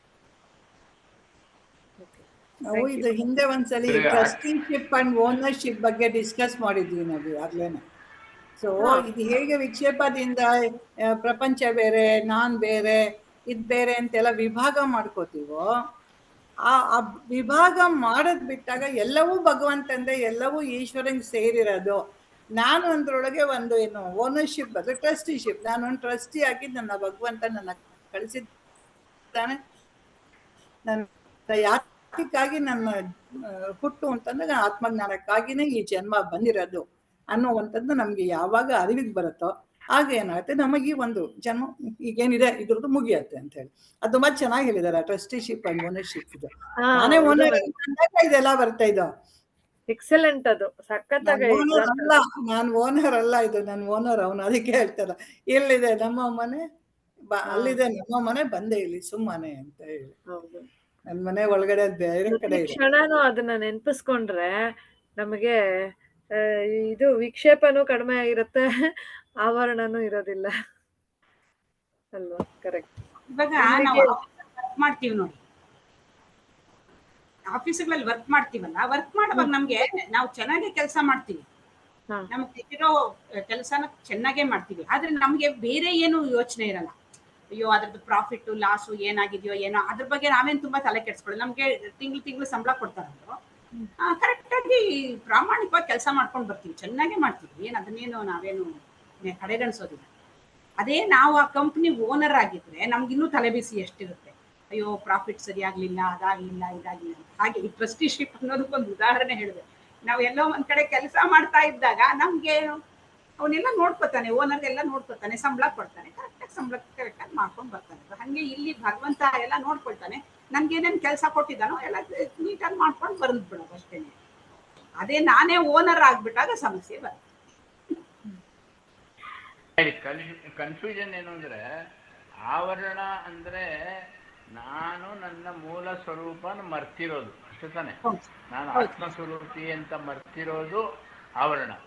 ವಿಕ್ಷೇಪ ಅಂದ್ರೆ ನನ್ನ ಮೂಲ ಸ್ವರೂಪ ಮರೆತು ನಾನು ದೇಹ ಮನ ಬುದ್ಧಿ ಅಂತ ಅನ್ಕೊಂಡಿದ್ದೀನಲ್ಲ, ಅದೇ ವಿಕ್ಷೇಪ ಅಷ್ಟೇ ಅಲ್ವಾ? ಯಾವಾಗಲೂ ಒಂದ್ ಸ್ವಲ್ಪ ಕನ್ಫ್ಯೂಷನ್, ಆವರಣ ವಿಕ್ಷೇಪ, ಆವರಣ ವಿಕ್ಷೇಪ. ಆವರಣ ಅಂದ್ರೆ ಮೂಲ ಸ್ವರೂಪ, ಆತ್ಮ ಸ್ವರೂಪ ಮರ್ತೋಗಿರೋದು. ವಿಕ್ಷೇಪ ಅಂದ್ರೆ ನೀನ್ ದೇಹ ಮನಸ್ಸು ಬುದ್ಧಿ ಅಂತ ಭ್ರಮೆ ಅಷ್ಟೇ ಅಲ್ವಾ? ಕರೆಕ್ಟ್ ಅಲ್ಲ?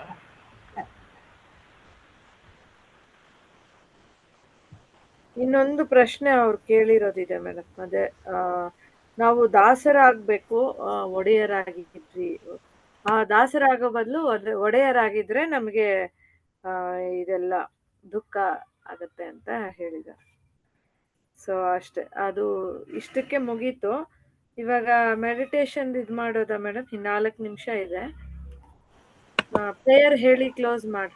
ರೆಕಾರ್ಡಿಂಗ್ ಸ್ಟಾಪ್ ಮಾಡ್ಬೇಡ, ನೀವು ಪ್ರೇಯರ್ ಮಾಡ್ಬಿಡಿ. ಪ್ರೇಯರ್ ಮಾಡ್ಬಿಟ್ಟು ಮೆಡಿಟೇಷನ್ ಅದು ಎಷ್ಟೆಷ್ಟು ನಿಮಿಷದಿಂದ ಅಂತ ಇದೆ ಅಂತ ಹೇಳ್ತೀನಿ, ನೀವು ಅಷ್ಟಷ್ಟಕ್ಕೆ ಪ್ಲೇ ಮಾಡಿ. ಹಾ ಸರಿ ಮೇಡಮ್. ಪ್ರೇಯರ್. ಹಾ ಮೇಡಮ್. ಅಸತೋ ಮಾ ಸದ್ಗಮಯ ತಮಸೋ ಮಾ ಜ್ಯೋತಿರ್ಗಮಯ ಮೃತ್ಯೋರ್ಮಾ ಅಮೃತಂಗಮಯ. ಓಂ ಶಾಂತಿ ಶಾಂತಿ ಶಾಂತಿ.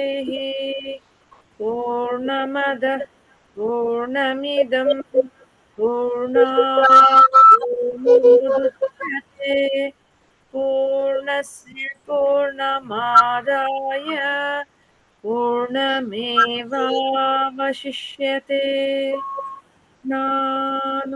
ನಾನೆಂಬುದು ನಾನಲ್ಲ, ಈ ದೇಹ ಮನ ಬುದ್ಧಿ ನಾನಲ್ಲ, ಸಚ್ಚಿದಾನಂದಾತ್ಮ ಶಿವನಾನು ನಾನೇ.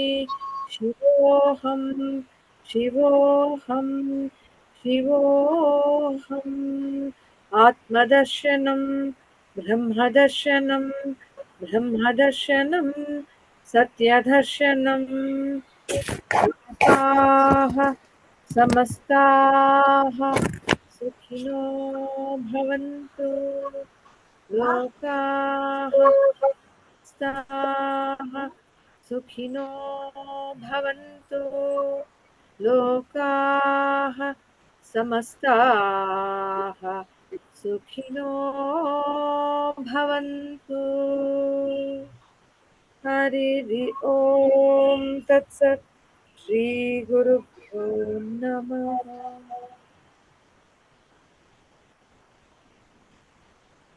ಧನ್ಯವಾದಗಳು.